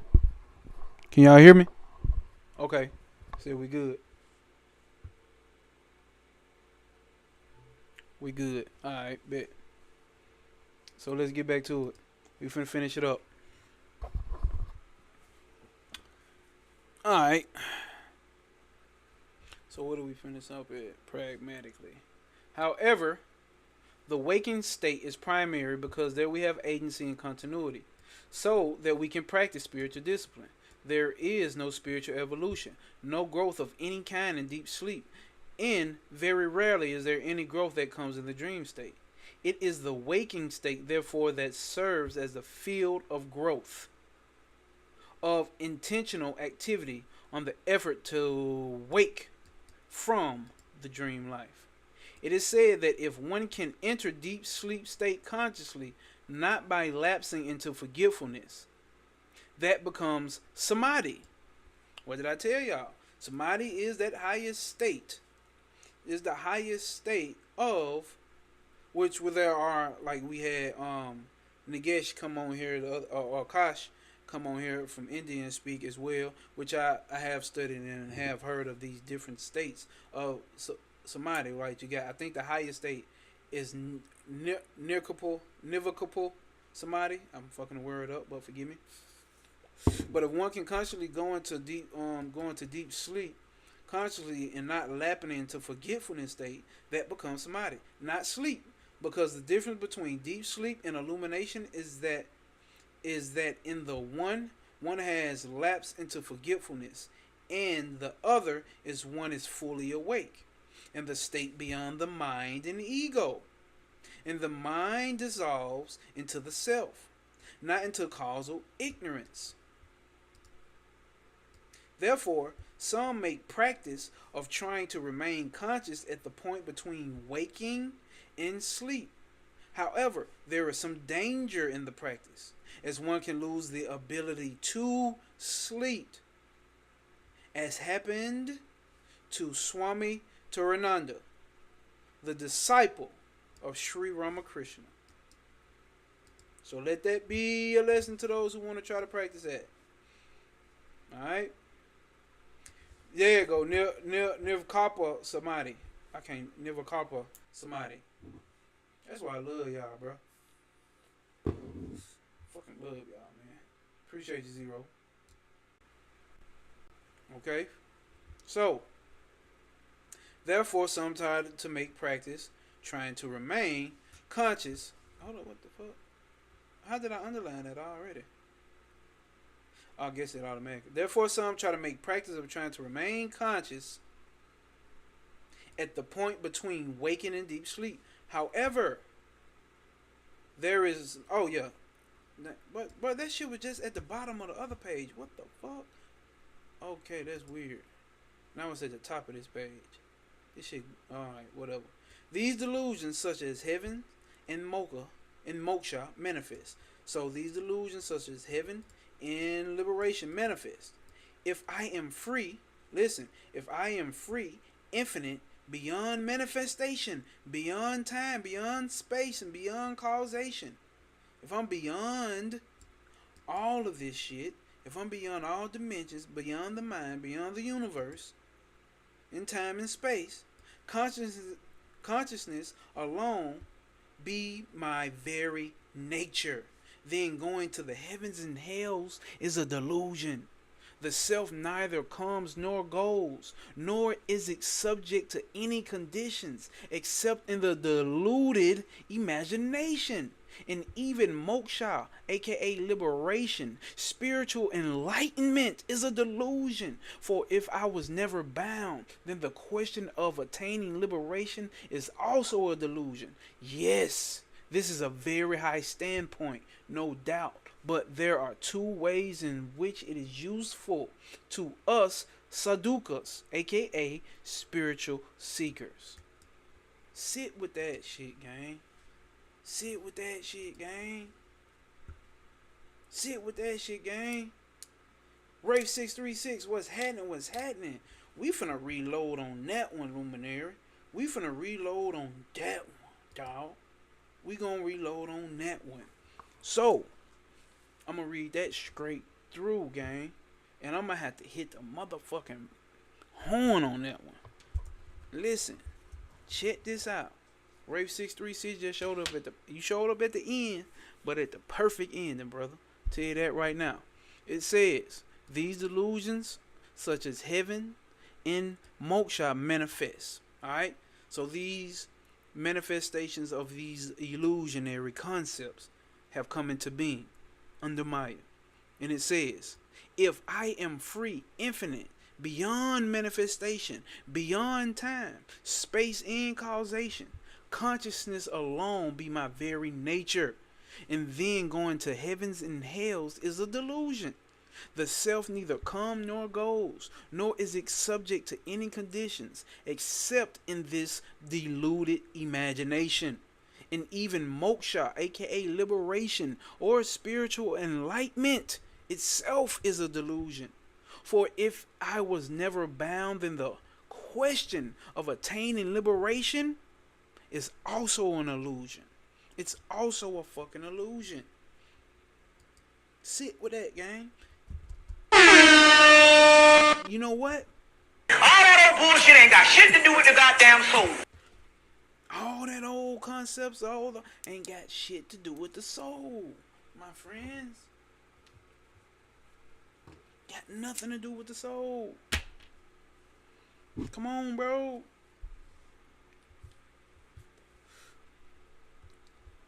I listen about when you get to a certain comfortable point in meditation. Even you can meditate without doing it consciously. Because what is meditation is having a focus on something. Basically.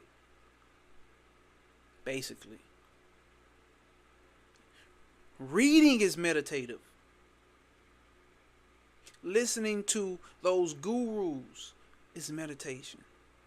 Focusing on those words, taking those words and focusing on them, is meditation. Non-dual meditations are mostly open-eye meditations, or the most popularized versions are open-eye meditation, because a lot of people don't want to gather up the discipline to sit down and close their eyes. And I'm not saying I'm the most disciplined at sitting down and close my eyes and meditate. That's not what I'm here to try to preach and sound like I'm. That's not the point. But there are open eye meditations. You meditate with your eyes open.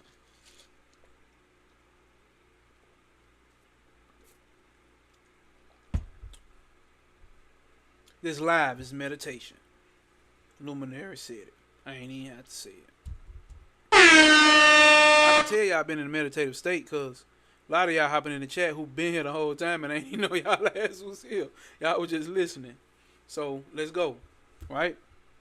First, this is the last paragraph, y'all. We done. We're gonna get to verse 19. Which I have to change to what's the name, because we did 13 to 19, which is 7 verses, but shit, they were short verses, so I changed the thumbnail. First, the path of knowledge is not a gradual path in the unusual sense. My bad, let's read that again. Here it is, y'all. The path of knowledge is not a gradual path in the usual sense. Yes, there is a natural progression, right? So there's a natural progression in the path of knowledge, or a jnani, or gnosis. But we do not follow it by starting with an idea. Listen, man.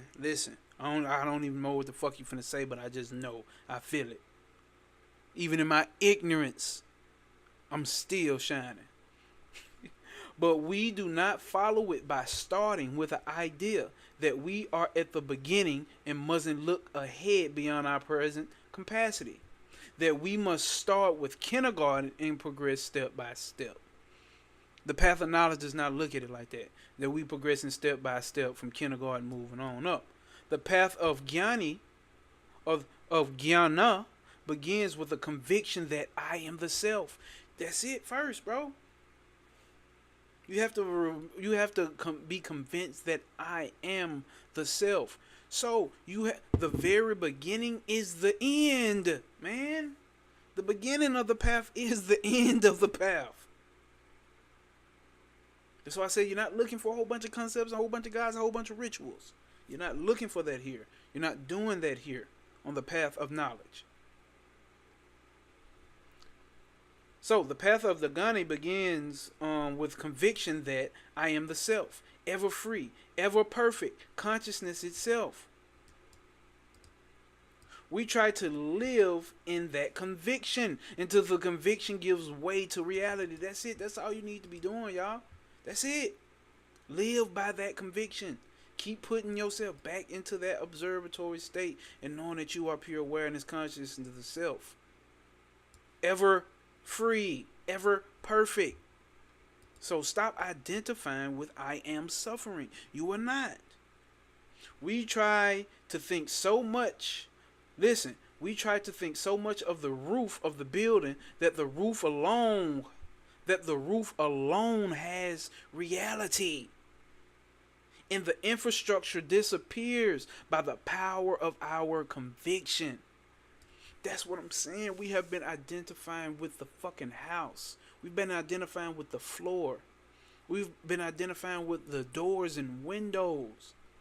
Instead, the one who is on the search for knowledge of self, he's identifying with the roof. The roof, nigga. A roof. We identifying with the roof. The roof itself is a fucking reality. The infrastructures fucking disappear. What floor? I'm the roof. I don't even, matter of fact, I don't even have a concept of the roof no more. I just am. Because to have a concept of the roof, I have to have a concept of the infrastructure and the ground. Nigga, I don't even have a concept of that no more. Moving beyond that concept when we identify with the self, y'all. So, we try to think so much of the roof of the building that the roof alone has reality, and the infrastructure disappears by the power of conviction, leaving only the roof. However, that's an imperfect analogy, right? Because the infrastructure of a building never disappears, right? The roof depends upon it, right? See? But here, the reality is all that actuality. Whoa. The roof depends upon. Hold up. The roof depends upon it, right? It depends upon the infrastructure. But here, the reality is all that actually exists. The reality here is all that actually exists is the roof. And so, when we hold on to it the best we can, then the dream begins to break. Maya begins to break down. The illusion begins to break down. Because it was always a dream and nothing more. You're not suffering. You're not spiritually evolving. Second, it becomes useful at a higher stage. Because, as mentioned above, there is a natural progression, even if it isn't emphasized. When affirming the truth of our utter freedom brings a response. Listen, when affirming the truth of our utter freedom brings a response from within our own nature. We begin to feel it, even if we can't yet perceive it. We begin to know that it is true, even if we can't live in the realization yet. And that gives us something to hold on to. That shit is fucking profound, bro. I am that. You don't need to fucking understand it and logically break it down all the fucking time. You don't need to. Believe it. That's what those gurus tell their sadhis or their students. Sadhukas, however they say it. Or sadhakas up here. That's what they tell them. The ones who had self-realization, they just took their guru's word and just fucking believed it. Not because, oh, I'm so fucking gullible, I'll believe anything somebody tells me. Something in them just knew it to be truth. Their mind was logically trying to process it, couldn't get it, couldn't understand it, and try to say no, this and this and that. But they stayed with that conviction and they just believed it, and that belief became a knowing.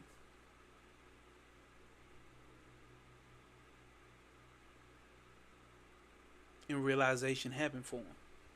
So let's read this again. Second, it becomes useful at a higher stage because, as mentioned above, there is a natural progression, even if it isn't emphasized. When affirming the truth of our utter freedom brings a response from within our own nature, we begin to feel it, even if we can't perceive it yet. We begin to know that it's true. I know some of y'all feel that. I know some of y'all do. I know some of y'all do. Even if we can't live in that realization yet, that gives us something to hold on to. Like, I know a lot of people take this shit for entertainment. Know a lot of people do. But not the cosmic pee pushers. I talk to you motherfuckers, and I'm not just saying it. I talk to you motherfuckers. We ain't a large group, but goddammit, you know, we under the illusion that we even a fucking a group anyway. Because it's nothing but the self. But it ain't large numbers. But goddammit, strong, standing on that shit. Now, after comparing the word in the midst to a dream, it is compared to a mural on a wall. You know I'm country. A mural. That's a mural. Are you trying to say mural, sir? Are you trying to say mural? A mural? You saying mural? What is that? On a wall. Each analogy conveys another truth, and that is the purpose of going from analogy to analogy. Right? So, verse 19, we will cover next week. How y'all feeling today? I need everybody However many people, we got 12 people watching. I need 12 SOPs in the chat. I'll settle for 10 because maybe there's 2 people who's working and they cannot type at the very moment. What do I need? I need 10 SOPs in the chat if y'all feeling this. Y'all digging this.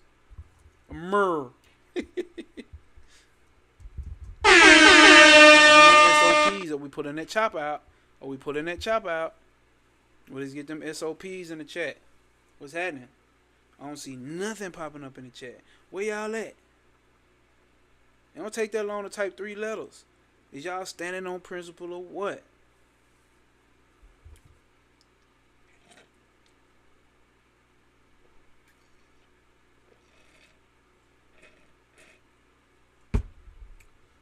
Where them SOPs at, gang? There go them SOP. Oh, there we go them SOP. There go them SOP. Okay. Alright. Standing on principles. What that's just 4. There's too many of y'all on here. Okay, 5. Okay.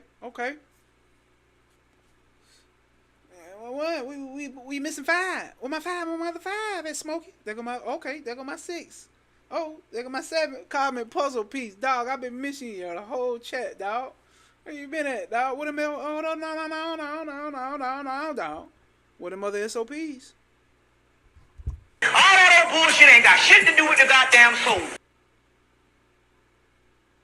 What them other? Okay, there go that other SOP. We missing 2 more SOPs. Can we get 2 more SOPs? Even though 2 more people just joined, we still missing 2 more SOPs. So we can say our daily grace. How we always end the live screen.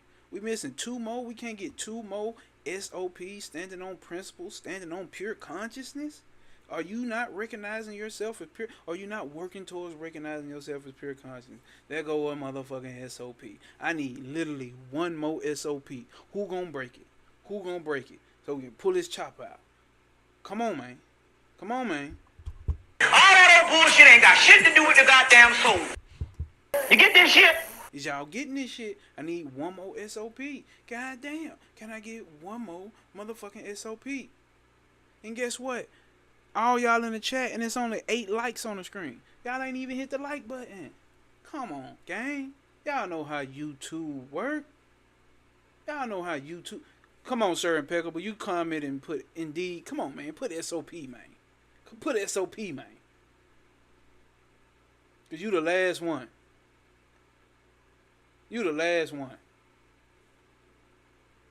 Sir Impeccable, man. Come on, man. You the last one, man. Quit playing, man. SOP, man. Hit the like button, y'all. Or maybe y'all have hit the like button a lot, and I just ain't refreshed the YouTube. So excuse me for the likes. They have changed. Sorry. Sir Impeccable. SOP. Alright, we're going to take Sir Impeccable. I know he going to put SOP. Okay, Sunshine Chick put it 2 times. SO motherfucking P, y'all. So, came to y'all earlier today. Next week, we will be going through 19, 20, 21, and 22. And if there are short verses, we may extend it to 2 more verses. So, as always, stand on motherfucking principle. Stand on motherfucking purpose. And that's our standard operating procedure, to always switch ourselves to observatory mode. That pure cosmic principle, which is consciousness, the self. Always observe your thoughts. Always observe your emotions. Always observe your one-sided ass fucking opinions. Always switch on to observer mode. Zoom the fuck out. And remember, no obstacles will apprehend you. No obstacles will apprehend you. Prosper over motherfucking pain. There is no obstacles. There's only, what is there only? Opportunities for you to prosper over pain. Love you motherfuckers. Sir Impeccable, finna put your ass in timeout in the chat because you ain't want to drop that final SOP. Oh, now Sir Impeccable drop that SOP. What's the name? Goddamn training day. No, mom. You don't do that. Damn, man. The most famous black actor ever. Fuck it, y'all. I'm fucking up, man. But appreciate y'all, man, for showing up, stopping by, showing love, tapping in.